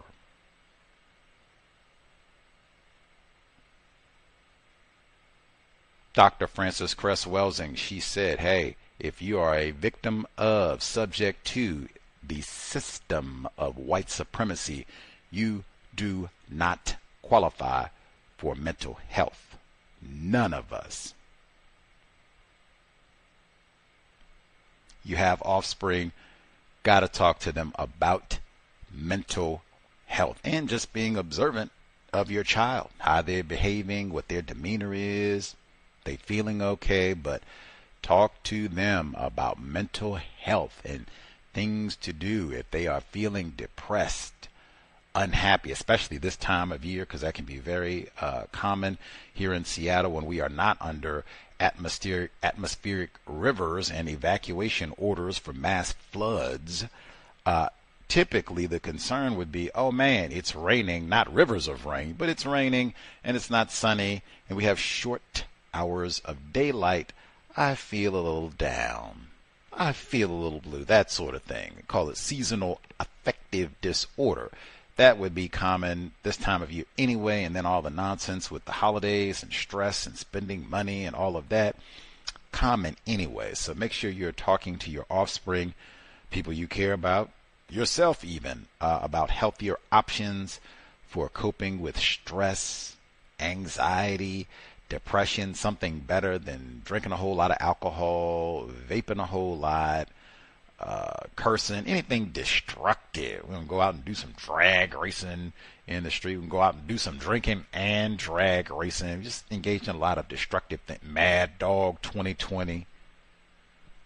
got a lot of non-constructive offerings in the system of white supremacy. But Bryce Gowdy, I'm thankful I was not making that up. And then I emailed the report to retired firefighter who immediately remembered, yes, Bryce Gowdy. We do not qualify for black mental health. Marshawn Nealon, too, who's 24, and that wasn't that long ago, shouldn't be forgotten. Bryce Gowdy, especially, hey, they're going to say we with the Cowboys and all of that. Well, then, man, Marshawn Nealon. Context of White Supremacy. Now, even related, because so much, we've heard so many reports about ultra-processed foods and how deadly they are and how people classified as white, man, they will dump some Cheetos and Fritos and Lunchables and Chitlins and Chips Ahoy and anything else non-constructive and super-duper processed. They will dump it on us in boatloads and make it cheap, too. I'm talking about, you got all these obesity issues, and even they had the testosterone report that we heard today, and all the diabetes, and it just goes on and on. We heard the report a few weeks ago talking about how children, particularly non-white children, explosive numbers of hypertension, which can kill you, and they were saying that diet is related to that, and obesity, and all the rest of it, and all of us need an Ozempic. Eating better foods. I'm saying, hey, if you're going to have children, you got to get your diet together. You cannot be DoorDashing and Uber Eats to get your cheeseburgers, chicken nuggets, French fries, and all that other foolishness. You cannot be eating that way if you're going to have offspring, especially if you're going to be victims of racism, the offspring that you have. Do everything that you can. If that means you need to go and get some books, Eating for Dummies, fine, go do that. I had to do that too.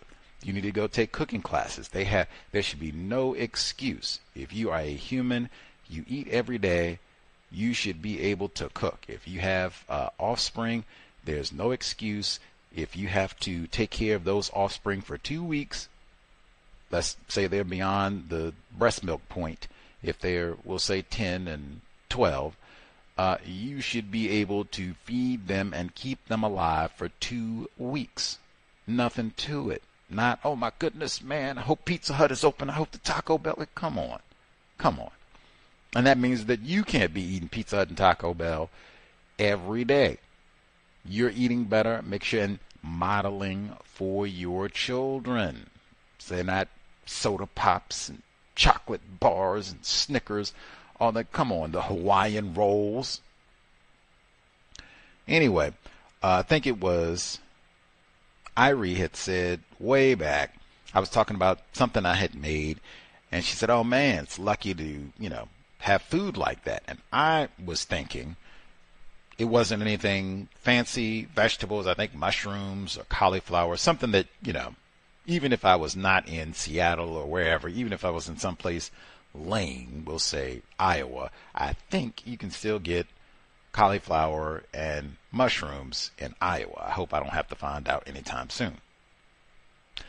Now, reflecting later on, particularly because you have so many people who, for a myriad of reasons, and they're all because of racist man, racist woman, but at the end, you have lots of people, white and non-white, who cannot cook. Either they cannot afford groceries and things to cook, they don't have time because they have to work 15,000 jobs, so they don't have time to cook. Maybe they don't have the space. We just heard Bryce Gowdy's family was homeless, so I suspect if you don't have a house, you might not have a kitchen or refrigerator. Might be challenging to cook, and it just goes on. And you just have some people, I don't know how to cook. You've got about a good, probably at this point, like 2 generations of people, particularly non-white, I think, who cooking for them is boop. You hit the microwave. Now we're about to be at one whole generation. Cooking is you get on the phone and boop, DoorDash. It's gotten so bad. In fact, you got what they send, they put the food already on a package and all that, probably in some plastic. They put the food pre-made and they ship it to you like all the rest of the ordering and everything, and they ship it to you in a cardboard box and they plop it down on your doorstep, and all you have to do, and if we steal back, boop. Except this is supposed to be better than a Hot Pocket and not ultra processed, but they got all this stuff. They say because it's so pitiful. People have total connection, relationship to food and actual food, an apple, green beans. What? What is that? Cheetos, Lunchables. That's what I don't know. What is that? A cashew? I don't even know what that is. Pitiful. That can't be you if you can have children in a system of white supremacy. But from my normal just cooking for Gus T, cooked for other black people, victims of racism, and actual having victims of racism say, oh man, is it possible you could make the blueberry bread again, which is something I didn't even know existed until like days ago, literally. I'd never heard of it. I'm heathen, victim of racism. I'm very aware of like banana bread and zucchini bread, stuff like that. But I know they had like blueberry muffins, which I guess anything you can make as a muffin, you can make as bread, right? But I had never seen or heard of like, oh, people have such a thing as blueberry bread, and then you can make that vegan. Who knew? Anyway, but to make something like that, or whatever, anything really, and to have someone say, oh man, maybe you could make that again. That was tasty, and everything I make is vegan. So, man, that did make me kind of reconsider, like, oh man, I've never really lived where I had other people who could cook and did cook. Like, oh man, Leroy, man, you think you can whip up a pot of them grits or, whatever. But anyway, yes, in an environment where lots of people do not cook or do not know how to cook or do not make time to cook or just eat lots of ultra-processed, giblets and chitlins and all the rest of it, like, I guess, having someone who does cook and veggies.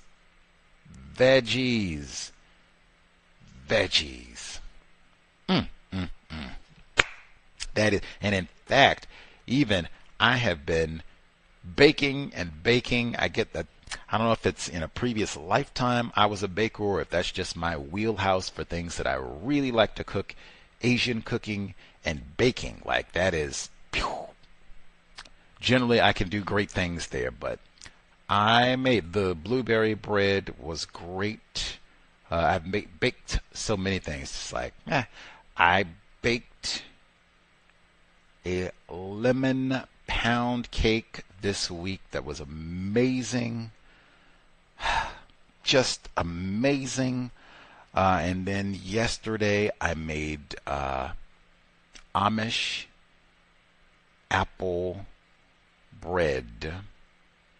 No, it's Amish apple fritter bread. I'm leaving out the most important part because it does taste just like apple fritters, people who've had those. The good ones. I've had some bad ones, but the good apple fritters. If you get to Seattle, they have vegan apple fritters. I can make those too. But anyway, it does taste like apple fritters, but it's bread. Oh my God.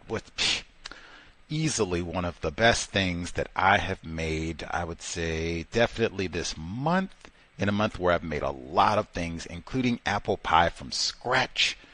I even said, man, if I had to rate, like they do the cooking, if you watch the cooking show on YouTube where they have like levels of cooking, I think I'm at least level 2. I have a ways to go to get to level 3, but I have to be at level 2, I think, because I was going to make apple pie, which is not like my favorite. That's not like my go crazy about.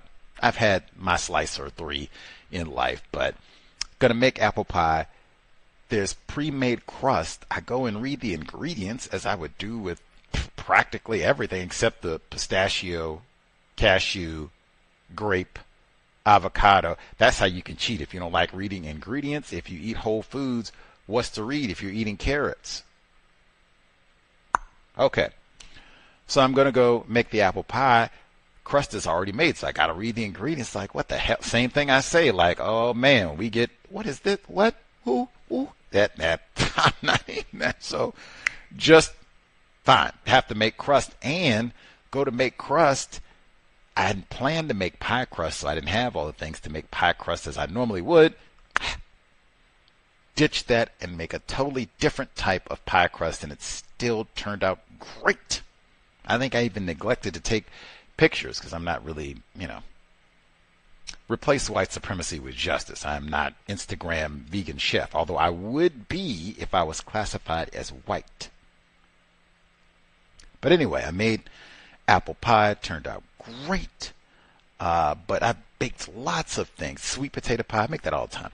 But man, that Amish apple fritter bread, if I ever stumble, get out to Pennsylvania or some of the places where they got the Amish groups set up, they say, some of them, they say, those Amish people, they say, hey, not all white peoples is racist. Some of these so-called Amish people, they say they're not racist. They don't do no electricity and they don't do no mistreat niggers. Now, if I ever get to some of these Amish places, woo-wee, I will have a smoking batch of apple fritter bread. Break bread, Caesar bread. Anyway, but it was amazing. Like, wow. I would put that up there. I think that would be a dish. I could put that on if I have wronged someone and need to make amends, that would be one. You could put up like, woo-wee, if someone brought it to you. I don't know if I'm going to talk to you, and I'm certainly not going to share any of this with you, but I will eat and at least consider not calling you a coon for a day or two. It is that good. And in fact, this was the first time I made it, so presumably I could do things to tweak it to make it better. I had already in my brain computer said anything apple, you could put caramel on it. Yes? Whew. Caramel sauce on the Amish apple fritter bread, which was of course vegan, and except for half a cup of brown sugar, was that close to being sugarless and non-dairy. Smoke. I would have totally missed my calling if I had been classified as white, be vegan chef exemplar. I'd have a cafe in Seattle unless the rain had washed it away, and would have legions of fans. We'd come in banana pudding, all kinds of goodies. Anyway, vegan. Make everything vegan. Anyway, the bread was spectacular. Not that I just sit around and make desserty things. I did make split pea soup that was amazing because we had all that rain, right? So you just want to be inside and warm. So I made split pea soup that was amazing, crammed with lots of veggies, because broccoli and carrots. I think carrots are traditionally in split pea soup, but I love broccoli, so I try to get that in everything. So I added a little bit of broccoli, and I made potato soup today, another soup that I love. The rain, again, just want to stay inside and be a curmudgeon, hope that we don't float away, but try to cook, especially, it shouldn't even be try. If you have non-white children, you should cook, and you should learn to cook veggies so that they are tasty. Fruits, veggies, all of the above, so that you can feed yourself well, feed your offspring, and not ultra processed everything. Hey, I told you I made split pea soup. Today I made potato soup. Campbell's, get your racist hind parts out of here. Remember, they just had the white fella who worked for them said, oh my Lord, they got all this 3D printed chicken. You think you eating chicken soup? That ain't even chicken. They done made all these bioengineered ingredients, and this is just for poor niggers to eat no Campbell's and Chunkies, and I don't eat all this nonsense. Well, I don't either. I know how to make lots of soup. Super tasty, healthy, not ultra processed. Might even be able to trick a child to eat a teaspoon of it. Anyway, eat well. Logic to replace white supremacy with maybe eating well help keep your testosterone levels up, maybe. When I heard that report, reminded me, Judith Finlayson, you are what your grandparents ate. She told us and wrote by 2060, 60% of the dudes in North America and Europe will be infertile. That certainly would sound like a correlation if you ain't got no testosterone. Woo. Take excellent care of yourself in an environment that is inherently poisonous. A cesspool, Dr. Kanban said. But try to take as best care of yourself you can, and front and center with the eating correctly, especially during this season where they will load you up with all kinds of nonsense and candy and just foolish, the chitlins. Let's see. The report they had in Boston, they said they were smuggling anti-white bias into the housing policies in Boston, Massachusetts. What? We just heard Bryce Gowdy down in Florida. They said his attempted family was homeless, so-called. Do they have like piles? Are the streets just littered with white people in Boston? They got raggedy Larry Bird, Boston Celtics jerseys. They just got little cardboard in camping. You know, it gets cold in Boston. Like, woo. They got blankets and got little barrels where they got their little fire lit out in the alley, and, you know, garbage bags so they don't get wet. This filled up with white people like that because we can't get no housing. All the housing that they got set up in Boston, I guess public housing, is just for niggers. Get out of here. I bet you all the clam chowder in the world that ain't true. Get out of here. Let's see. The report, they said they got the social media crackdowns. If you're trying to get a visa to come to this part of the world, they got to look at like years of what you have posted on social media. Man, Dr. Kanban said a long time ago, get rid of that account. Like, I could end up seeing that applied if it doesn't already. I could easily see a policy like that applying to the domestic niggers, everybody, in order to get a job, in order to step on a train, in order to step on a plane. Oh man, let me see what you've been posting about on TikTok for, you know, it could be, who knows, last 10 years, last 72 hours. Let me see what you've been posting about. Let me see who your contacts are. Let me see who you're friends with. Let me see what you've reposted. Dr. Kanban said that, just go on and get rid of it. It's not even worth it. Go on and let it go. Especially if it's going to be weaponized like that. I think so many folks forever had said, hey, these services generally are free. I know they got premium options and you can get your blue check and all the rest of it, but generally these services are free.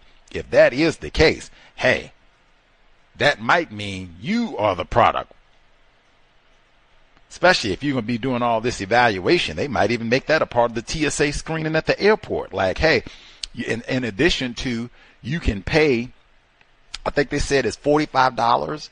You can pay if you don't have real ID if you want to fly in the U.S. They just reported that a few weeks back as they did all that bullying and everything else. When they said, well, okay, if you really don't want to get the real ID, just give us $45 and we'll let you fly. I just thought that was so wild. Like, wait a minute. I thought this was about security. Like, wait a minute. If you just, because they didn't say it like that when they announced the real ID to begin with. It was real punitive. Like, if you don't have it and you ain't going to be able to fly and you're going to get in trouble and all, they could have just said that from the beginning. Get real ID or expect to pay an extra $45 every time you fly. Some people, I think, would have said, forget the real ID. I'll pay the extra $45 every time I fly. Either or. They might add that. You got to have real ID and we got to screen your social media activity for the last decade, 5 years, 180 days, whatever. Especially you want to fly during election season? You want to go back and have people review what you said about Obama, what you said about President Trump, what you said about Biden, Kamala Harris. Depends on how long they go back, right? Let's see. The report that they had on the COVID in the schools, I thought that was so important, where they talked about particularly the behavioral impact when COVID-19 happened. I would just mention the suicides, but they were talking about the behavioral impact, all of, I guess, the benefits, or at least social interactions and other things that happen when children go to school, and then you have that abruptly, no warning, have that disrupted. And for some people it lasted for a lot longer than for others, and confusion about how long it's going to last and all the rest of it, and how much stress, how stressful that was for children at that time. I would think especially non-white children. And they said they saw all these behavioral problems increase and what have you, which makes total sense. And then once school opened back up, they were able to go back, see everybody, be in person. A lot of those problems decreased, I guess, to a degree, maybe. My conclusion, I'm not an expert, worthless Negro. My conclusion, I think we have greatly underestimated the impact of COVID-19, especially on things like mental health, maybe even cognitive development, just on people in general, children and adults.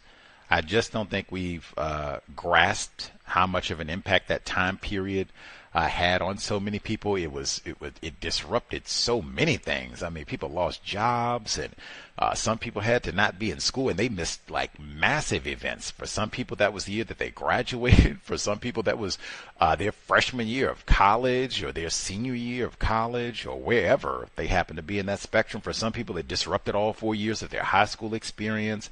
I just don't think we've accurately calibrated the damage from that period of time, particularly for children.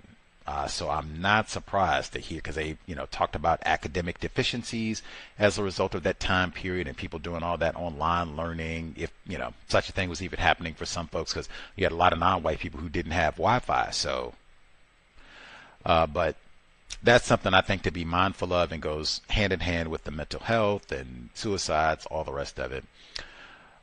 The report on, speaking of schools and Coach John Turner being on the lam still, it's been a month. I asked a victim of racism this week, so if, let's say you weren't raping children or soliciting child pornography, let's say you had unpaid parking tickets, or you did something peculiar filing your taxes, because the IRS, they come after black people about them taxes, and so you got tipped off. Hey, look here, Leroy, sad to be the bearer of bad news, but IRS folks, the feds, they coming to get you. You got about 10 days, and they coming out here to lock your behind up, buddy. You better get your things in order. If you want to dodge and get out of town, you better do it right now, because in about 10 days, they're going to be here.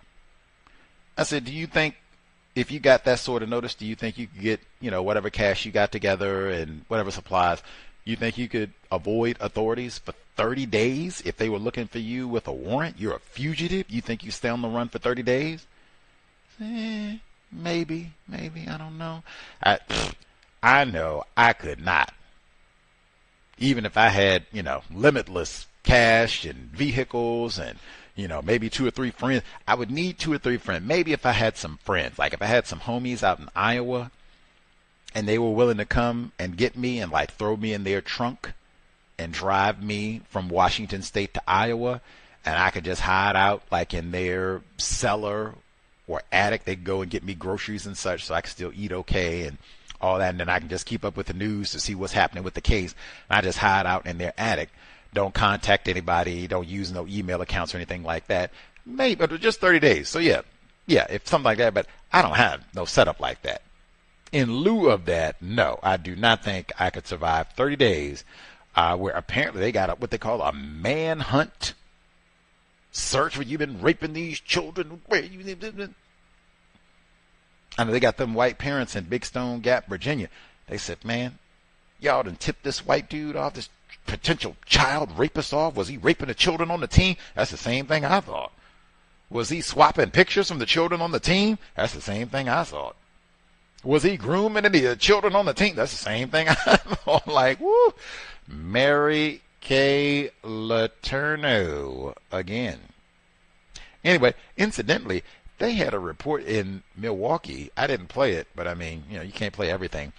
They had a school in Milwaukee. They said one of the, not even teachers, this is like one of the support staff, was locking children in the dungeon of the building. And they had dungeon in quotes, so I'm assuming this is like boiler room or, you know, closet in the bowels of the school or something. But it was, I shouldn't be laughing, but I mean, hey, now this is once again, hey, you play around with sex, your child will end up in the dungeon at Milwaukee Public Schools. MPS.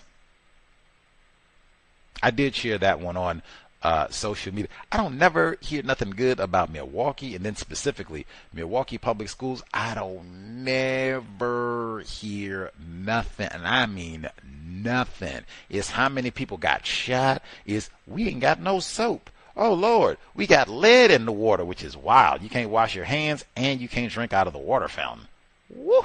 But I don't never hear nothing good about Milwaukee Public. Like, nothing. Nothing. Anyway, Sade C. Robinson. Let's see.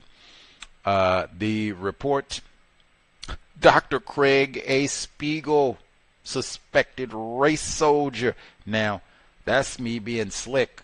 White people don't care about children because he's a pediatrician. Now, what they said was he was swapping sexual favors for pills. Get the opioids and all the rest of it. Get that codeine and Vicodin and all the rest of it. Well, you do something strange for some pills. Now, one, white dude. Two, he's a pediatrician. He's a pediatrician. They said he was that G word grooming some of his victims to then get the pills. I said, oh, Lord. Wait a minute. Whoa. You're a pediatrician, so are you doing some of this with some of the children that you see? Exchanging sexual favors or whatever to give them pills? Because I know some of these white children and non-white children, they get addicted to these pills too. Man, that would be another motivating reason to have more black doctors. That way, hey, you don't have to go and see Dr. Jerry Sandusky, Dr. Jeffrey Epstein, Dr. Mary Kay Letourneau. Pediatrician. Man. The last three I'll get in, avoiding the flooding for the moment. I had to pick my three. Let's see. Pick my three. One, the situation in Venezuela. That was the Reverend Jim Jones talking about Venezuela as the promised land and white people going to hide out there. Again, Guyana and Venezuela, these are contiguous states. And Jim Jones was talking about the oil reserves in Venezuela 50 years ago. White people might have had plans for this part of the world 50 years ago. In fact, that was a part of the theory for why did this cult end up in Guyana anyway? That was a part of Michael Mayer's theory in was Jonestown a CIA medical experiment that because this is a valuable region. They got oil, and I think they even said they had diamonds and all these other jewels in the area where Jonestown was, which is right near Venezuela, and that they were having some sort of territorial border dispute about this land, and that this encampment being there might help keep Venezuelan interests away. Now, you got them to straight piracy, snatching an oil tank. Give me that. It's you narco-terrorists. in my view, same type of thing. And I think these are non-white people. I'd have to ask some white people, like, the individuals in Venezuela, is this considered like predominantly non-white people? Like same with Guyana, these are predominantly non-white people who live in this area. Is that the same thing with Venezuela? Are these non-white people? Is it like Maduro? Is this a non-white person? White person? Haven't really heard anybody talk about their racial classification, but I would be curious to know that. And even proximity to Brazil as we kind of expand our map to South America. I kept saying that. We were reading Jonestown, like you really have to get a map so you can see this whole region. It's kind of so far from us, just so you can see all of this and what it's next to, and to get a better grasp, the context of why these things are happening or exactly what's happening here. Even seeing all this, I was reminded, we talked about it, Admiral Alvin Halsey, as one of the black generals who stepped down, but you started having all these different military personnel saying, oh man, I don't know if this stuff is legal, like, or if they're going to do an old Colin Powell on us, and I'm saying that deliberately, the metaphor I mean, they get Colin Powell to come out and say, oh man, these no-count Saddam and them, they got these weapons of mass destruction, and, they did the 9/11 thing, and we got to go get them. And then come find out, oh, man, Colin done lied to us. And he said, well, they gave me bad information. Oh, shut up, Colin. You done lied to us. You got us in Iraq. You lied. And you did do the same thing. You get some non-white person victim of racism, but you can just blame it on them and say, oh, man, Alvin Halsey, we told him, no, you can't do that. That's against the Constitution. That's against the Articles of War. And that old Alvin, them privileged black males, you give them an inch and they take a mile. He said, oh, you shut up. You don't tell me what to do. I'm a black male privileged. Strike him again. Ah. And we said, no, Alvin, don't do that. No. And just blame him the same way. He said, nah, you know what? I'm good. I seen what you did to brother Colin Powell. I miss you, my late black brother. And he regretted that for the rest of his life. Y'all not going to pull that one on me. And Halsey went ahead and resigned. They had a number of folks. You even had some white people who said, man, are we going to get blamed for this one? I'm like, man, come on. And it's not neutralizing workplace racism, but I say that for any job, you should be aware. Policy and procedure, like, whoa, are they trying to get me to do something? Well, I'm going to get blamed or arrested, might get criminally charged. Like, wait a minute. Like, whoa. I remember what you did to brother Colin Powell. You can go get, even it might mean you might have to resign. Sometimes that would be the better option. Have you in handcuffs and blamed for had President Trump say, oh, I don't know that. That old Alvin, he went rogue on us. I didn't tell Alvin to do all that. Let's see. I said 3. That's 1. 2. This section on Cameron Graham, North Carolina. I could hear Dr. Welsing so clearly in my brain computer. And real talk, I could hear the Cows listeners from 2013, legions of them, bragging about being a teenager, pretty close in age to Cameron Graham, black male, and saying, hey, I went to school, I got the honor roll, I got the dean's list, I got all the A's, I got all the girls, and we smoked reefer all the time. Well, VGQ, victims guaranteed qualified to you. However, we had a white neuroscientist write a book and tell us in explicit detail, no ambiguity, reefer is not good for your brain computer as a child, stunt your development, much like tackle football or liquor. Had other folks come on and say, particularly for young people, you don't want them using the cannabis because that's addictive, habit forming. Even Dr. Welsing said, hey, you don't know what's in this. You don't have a lab. You didn't grow this. I remember even some of those folks who said in 2013, when they had their chest out talking about their teenage reefer years, they said, hey, if they make cannabis legal, it'll be great for black people and help us work against racism. And you don't have to worry about white people poisoning your reefer. You could just grow your own. And I remember shaking my head then and saying, oh my God, you all sound like morons. That's what I was thinking. I didn't call them morons, but that's what I was thinking. You all sound like morons, or you're lying to me, yourselves, all of us. You know cotton picking well. Most of the people who consume cannabis are not going to grow what they smoke. Stop lying. Stop lying. How many people you know grow tobacco? I know a whole lot of people who smoke cigarettes. I don't hardly know anybody who grows tobacco. Well, I think that's going to be different for reefer. Now back to Cameron Graham, 16 years old in North Carolina. North Carolina, I will add, where recreational cannabis is not legal. So technically, I don't know where they went to get these products, because this is not legal in the bluegrass state. Contiguous states, yes, you could hop across the border to VA and acquire these products legally, but even then, if you're 16, that's not supposed to be the case either. Either way, they say, oh, Cameron Graham, they at school and they got the vape pen. I got to get into a brawl. Don't you touch my THC pen. I might have to cut you. And Cameron Graham ends up being stabbed to death. No charges.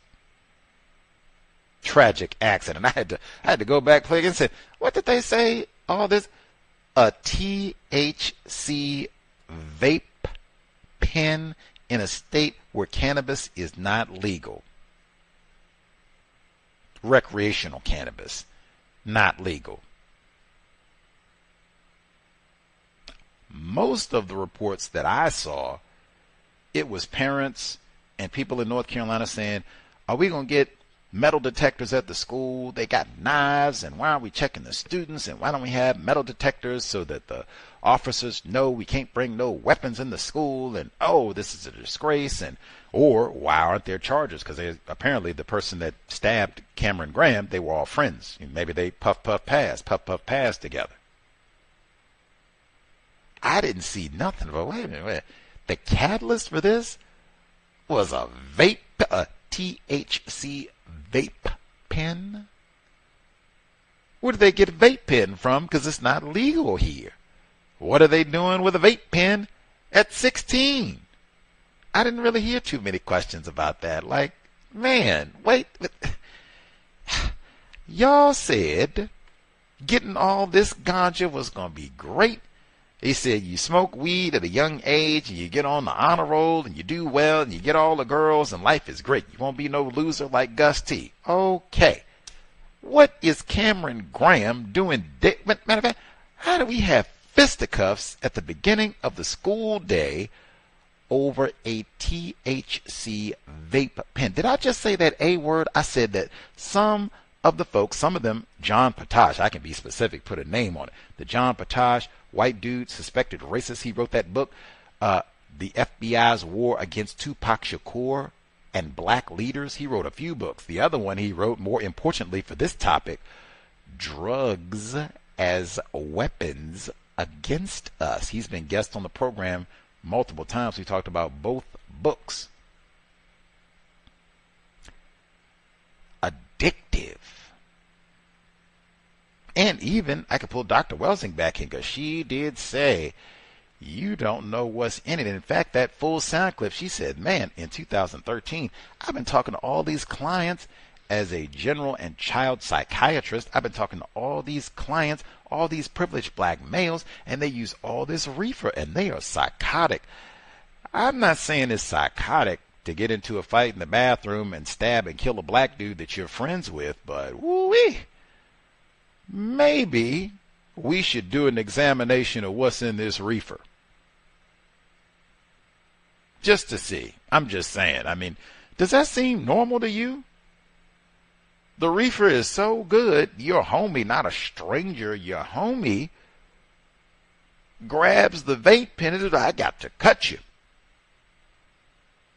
I'm sure I'm missing some of the nuance and detail, but I heard it repeatedly from multiple outlets, locally sourced. They said this started over a vape pen.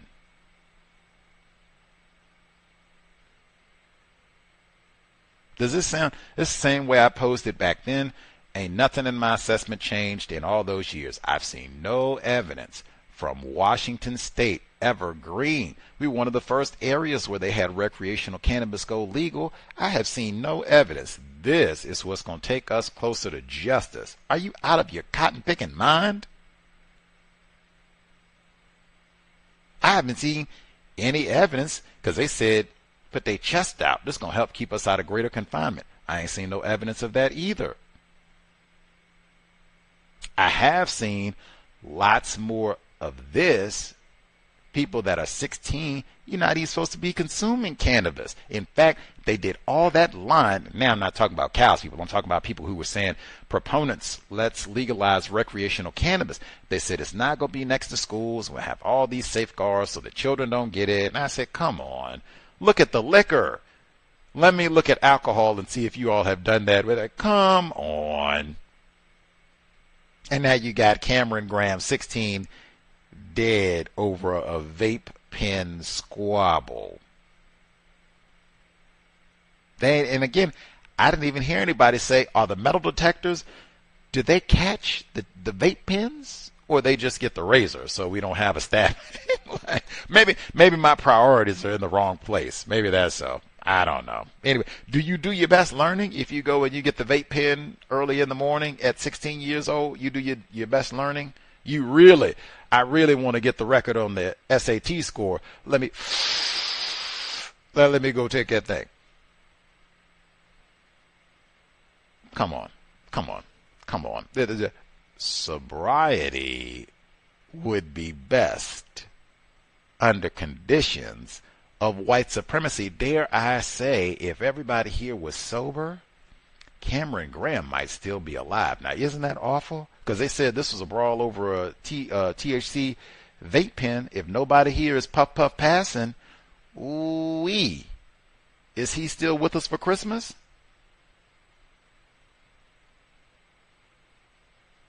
That's your PSA. Sobriety would be best. I would like to investigate. How did they get this vape pen? And how did they acquire these?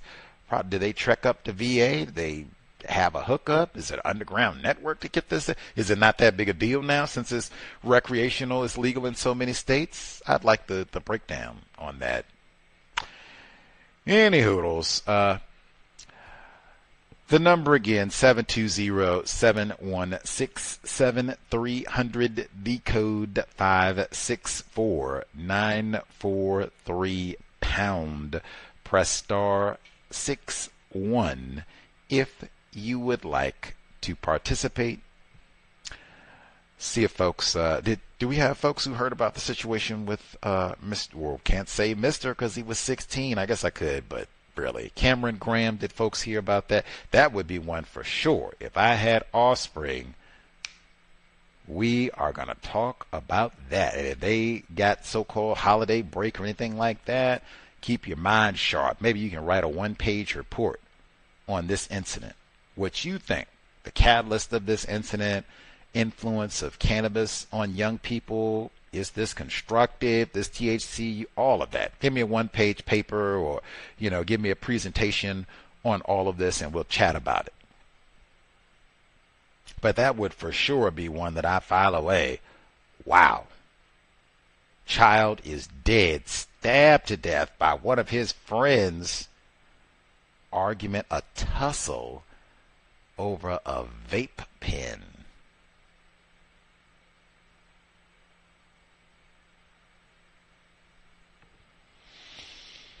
We'll see if folks have thoughts to share. That one and John Turner.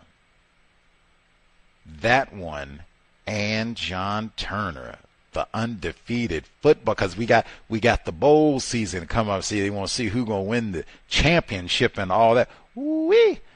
John Turner, 30 days. Especially anybody try to give me grief about what happened at Michigan with the Negro head coach. Did you see John Turner? Because I ain't heard where that Michigan black boy, I ain't hear where he raped no children or had no child pornography. That's what they were going to arrest John Turner for, and he's still on the lam. Go blue on that. Star 6-1 if folks have thoughts to share. Let's see. People who did not pay attention, I will have something to say about that for neutralizing workplace racism. But the University of Michigan's football program, they have a black male head coach. And wow, it is more than I can chat on now, but he got fired. He got arrested. I think this is a cowbell because I think he got fired for having some sort of sexual relationship with someone on staff, and the someone is a white female who was on staff, and he was married. So this is like, woo, it is bad. But neutralizing workplace racism, I will have lots to say about that on Thursday. But for now, the short version, anybody tries to come and talk to me and get me down and make me feel bad, what you got to say about your black brother at the University of Michigan? And woo-wee, he was feverish. Pam the Great say he was feverish. Can't even coach the team right because he out there talking about that. John Turner, that get away from me. Matter of fact, where is John Turner? Do you know where he is? Because I know where the Michigan coach is. He didn't get no. That's why I said I couldn't be 30 days. You think I'm gonna be on the run for 30 days and they looking for me? No way. Black male at Michigan, Gus T. No way. John Turner.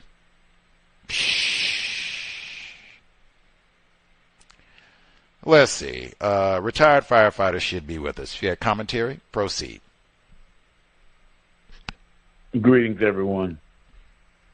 Yes, thanks for coming up with that information, because I had totally forgot about it until you sent me the message about the article in itself, and then just like a snap of the finger, my memory came back to that tragic situation that took place with the young fella at a high school that we had competed against in two different places over the years, but he wasn't even on the teams at the time when we competed against him. And by the time he was in high school, I think I was already finished with coaching football. But the situation was so tragic that I brought it up apparently on a program years ago. It's getting hard for me to remember most of the young people that I have worked with over the course of something like 30, almost 40 some odd years. You're talking about teenagers that I coached in the early 80s. They're now in their 50s, I think. And when I walk past them, we walk past each other. When they say coach, then I know there's somebody that I coached years ago, and they certainly don't look like they did when they were teenagers. Your report on preparing for offsprings is vitally important. That's something that one can do and not even have the same understanding of racism, white supremacy as I do, or what you do, or Mr. Fuller, or Dr. Frances Welsing. It's just a logical thing to do if you're going to have a quote-unquote care group that people routinely call a family. Is to, prepare for it, starting with the person that you're going to have that with. It's just logic to do so, so that's something that's vitally important as far as physical health and mental health. When it comes down to it, that's interesting about the white male coach who reportedly disappeared into the woods and they still haven't. I believe they still haven't found them yet. You know, I mean, come on. But yeah, that's my full report for the week. And thanks everybody for listening and help me out with my memory. That's it.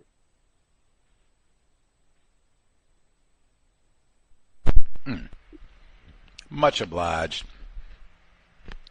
Retired firefighter in Florida. Shout out again to the listener who found the report, Bryce Gowdy, young black male who took his own life down in South Florida. But the situation, one, black mental health, super important. Talk to your offspring. Talk to your offspring. Talk to your offspring about John Turner as well. Both ways. If they, give some pushback, why don't you want me to be in tackle football and I want to play John Turner? But that one, that clip from Spotlight, if it takes a village to raise a child, it takes a village to sexually abuse one, for sure in this instance, because they also had allegations that perhaps officials knew about this before, or there had been rumors, speculation about some of this inappropriate conduct before, and nothing was done. I'm not surprised to hear that either. System of white people do not care about children. Either way, talk to your children about all of that and try to keep them away from the tackle football and I guess the THC. The eating upon, like I said, they have classes, they have YouTube, they have TikTok, they have books. There really shouldn't be much of an excuse in terms of, now, I understand that if you don't have the funds to go to the grocery store and buy every piece of produce or fruit or whatever, totally get that part of it. But if it's just I don't know how to prepare better foods, incorporate more fruits and vegetables in what I eat and to prepare them in a way that I will enjoy, yeah, there is no excuse because they have so many cookbooks. They have cookbooks by black people, non-white people all over the world. They have YouTube channels. If you say, well, I'm not into, the reading and all that, they have YouTube channels, like I said. They have TikTok and social media that's all set up about cooking in a healthy manner. They have classes where you can actually go in person and they'll show you like different recipes and such, how to prepare foods. You can ask questions. They have them right here where you can go and cook the stuff at the class. Community colleges, they'll have culinary classes where you can learn, go in and do veggie meals and recipes. Same thing where you can ask questions. They'll have like a master chef and all that. You can get all the techniques and such. So it really is doesn't have to cost a lot of money. Like I said, you can watch YouTube videos for days for free. You can go to the library and get cookbooks. The cooking classes often are not super expensive. Sometimes they even have scholarships. So no excuse. If you are a human, you have to eat, and especially if you have offspring, you have to feed them. So you cannot be effing cooking. The only thing I could do in the kitchen, boop, hit the microwave. Come on. Or grab your phone to get DoorDash. Come on. That's obesogenic environment, and you're probably set up to have your child consuming lots of ultra processed foods. And even if you get the healthier foods, we learned this in A Terrible Thing to Waste, Harriet A. Washington. Even if you're getting healthier foods, if you're, DoorDash, Uber Eats, whatever it is, ordering out, most of that food, it's going to be packaged in plastic. They got the plastic bag and then all those containers and everything to put your food in. They have lots of studies. That's what they've been saying, how we're getting so much plastic in our system, which is also really, really bad for us. That's one of the ways that you can reduce. If you're cooking at home, presumably you have dishes. plates and such that you would wash and reuse, so you would cut down on all of that plastic by eating more of your meals at home, doing more cooking as opposed to ordering out. All that stuff at McDonald's and KFC wrapped in plastic, and then even the silverware is wrapped in plastic, and the silverware is plastic. So, yeah, do your best. Eating is super important. Recognize it as such. Every meal is important. So try to instill that in your offspring. And walk it better than you talk it, so your children see you valuing mealtime, what you eat, not ultra-processed foods. I said 3. One of the other reports I didn't mention, that segment where they talked about reading, and is there a decline in reading, and people don't really read anymore. People don't read whole books anymore. They're talking especially about students like K through 12. They just read like excerpts from books, and what sort of impact does this have on your cognitive development, reading comprehension? And the question was even asked in that report from WNYC, New York Public Radio, does it matter that people aren't really reading books, whole books, that, we do so much reading on our phones, texting and social media and all the rest of it? Isn't that, about the same, different type of reading? I humbly submit that it is not, because so much of the writing on social media and texting is emojis, pictures, GIFs. It's not anyone actually writing anything. And I think, just the mediums, they generally limit how much you can say. It's not like you're going to, Twitter doesn't allow for you to write some gigantic paragraph. I don't really hang out on TikTok all the time, but that's really more of a video platform as opposed to you writing a whole lot. And I think that would be the case for most of these platforms. You're not going to be writing and writing and writing. If we're talking texting someone, most of the time it's not going to be, a 5-page text message. It'll be a few, like I said, it might just be 1 or 2 words, lol, OMG, that sort of thing, and emojis and such. Very humbly, I think that is massively different. Even the worst book, The Hate U Give, that is massively different than you going to read a book where maybe they have illustrations, pictures in the book. I don't think The Hate U Give has pictures, or at least the version I have, I don't think it had pictures, but that is totally different than you reading a book that might have hundreds of pages, thousands of paragraphs, doesn't have a character limit, so you can have a much more expansive vocabulary. You can use polysyllabic words. It's just going to be a totally different. It will be edited,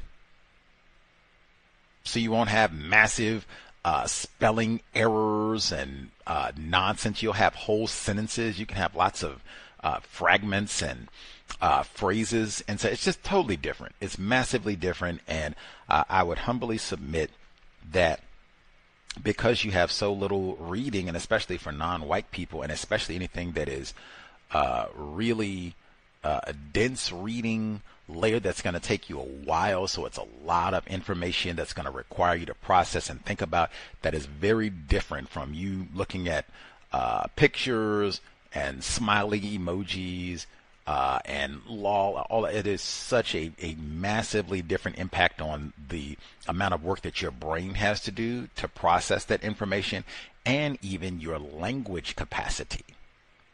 When you speak, the words that you choose to articulate yourself, if you're just the maximum amount of reading and the maximum amount of engagement that I have with text or language is what's on my phone, what's on social media, and if that's going to be the bulk of it, maybe an email here or two. Oh man, and particularly if you're a younger person, so you just talk to a lot of other younger people whose brain is still developing.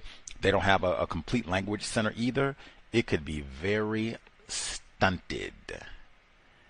reading whole books like that, it exposes you to complex sentences, complex ideas, new terms, new vocabulary, new ways of using terms that you already know. It is a totally different experience, and why I would humbly submit there's such a massive gulf in the communication between non-white people and white people, meaning white people are so much more skilled with words, they have a more expansive vocabulary, and just their understanding of the power of words and definitions is warp speed beyond non-white people, where we just have lots of cliches, slogans, dare I even say, why that moron, please can we not use metaphors when we call into the cows? Let's try to be a little bit more specific and precise about what we're saying. Specificity, that's how you get the problem solving.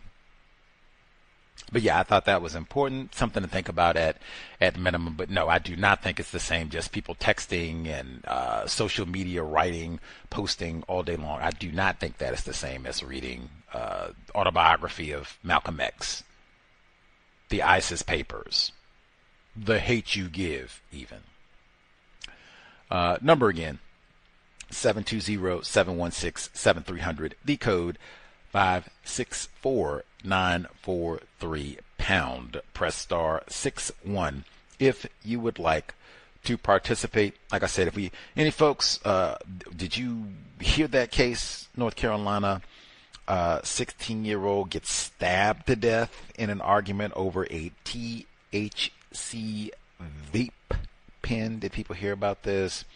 Thoughts on what transpired there, or any of the other reports that were mentioned? Feel free, and or any of the other events that took place over the past week or so, feel free. Now, we had the flooding here in Washington State. Say again, pay attention to the news in your area.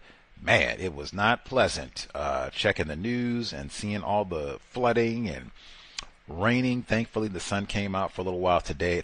More than that, thankfully, we didn't have any rain today. They said that will not linger, but at least for the moment, we didn't have any additional rain, dried out for a little while.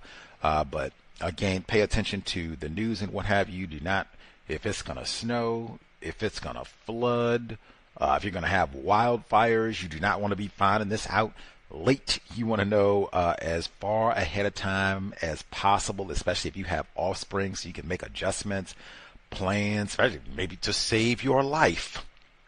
But pay attention to the news and what have you. I'll say with the flooding here in Washington, they even had reports that because they've been having all of the ICE raids and such, that they had groups of non-white people. I'm not sure if they were undocumented or what, but they were in some of the areas where they had evacuations. They had, tens of thousands of people who had to evacuate because of the floods here over the past few days.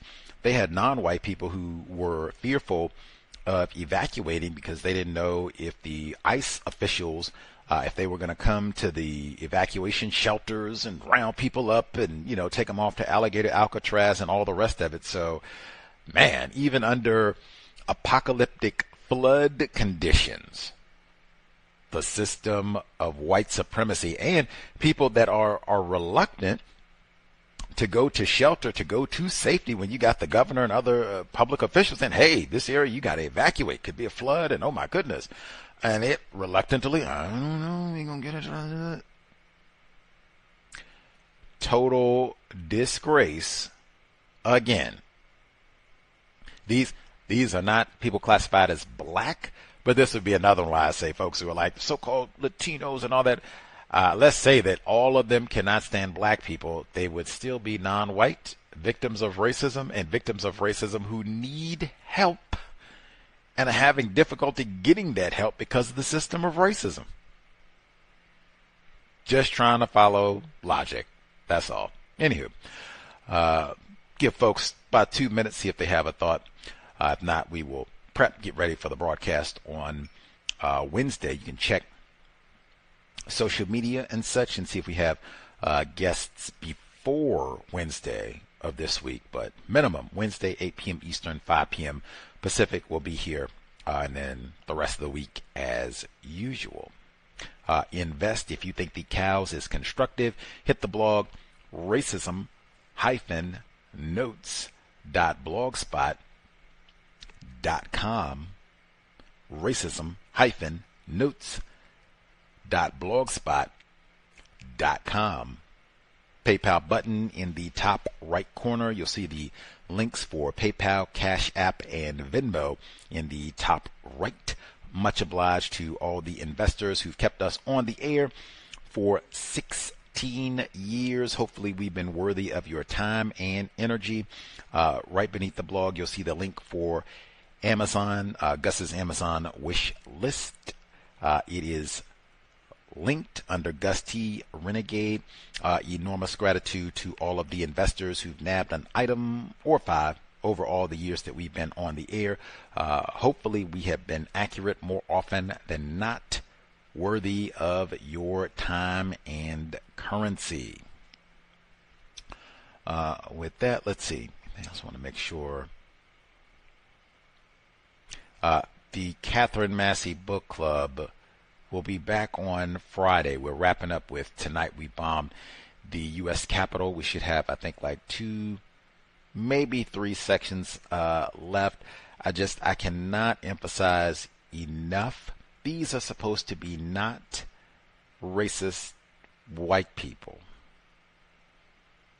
Is that the impression that you got for the folks who are reading along? Does this sound like, if such people exist, white people that are not racist, does this seem like the way they would behave? We have more reading to go, so you can, chew on it, think about it, and we should have, like, I think 2-3 sessions left to go before we get to the conclusion. So process and see if, yes, this seems logical. This is in my brain computer.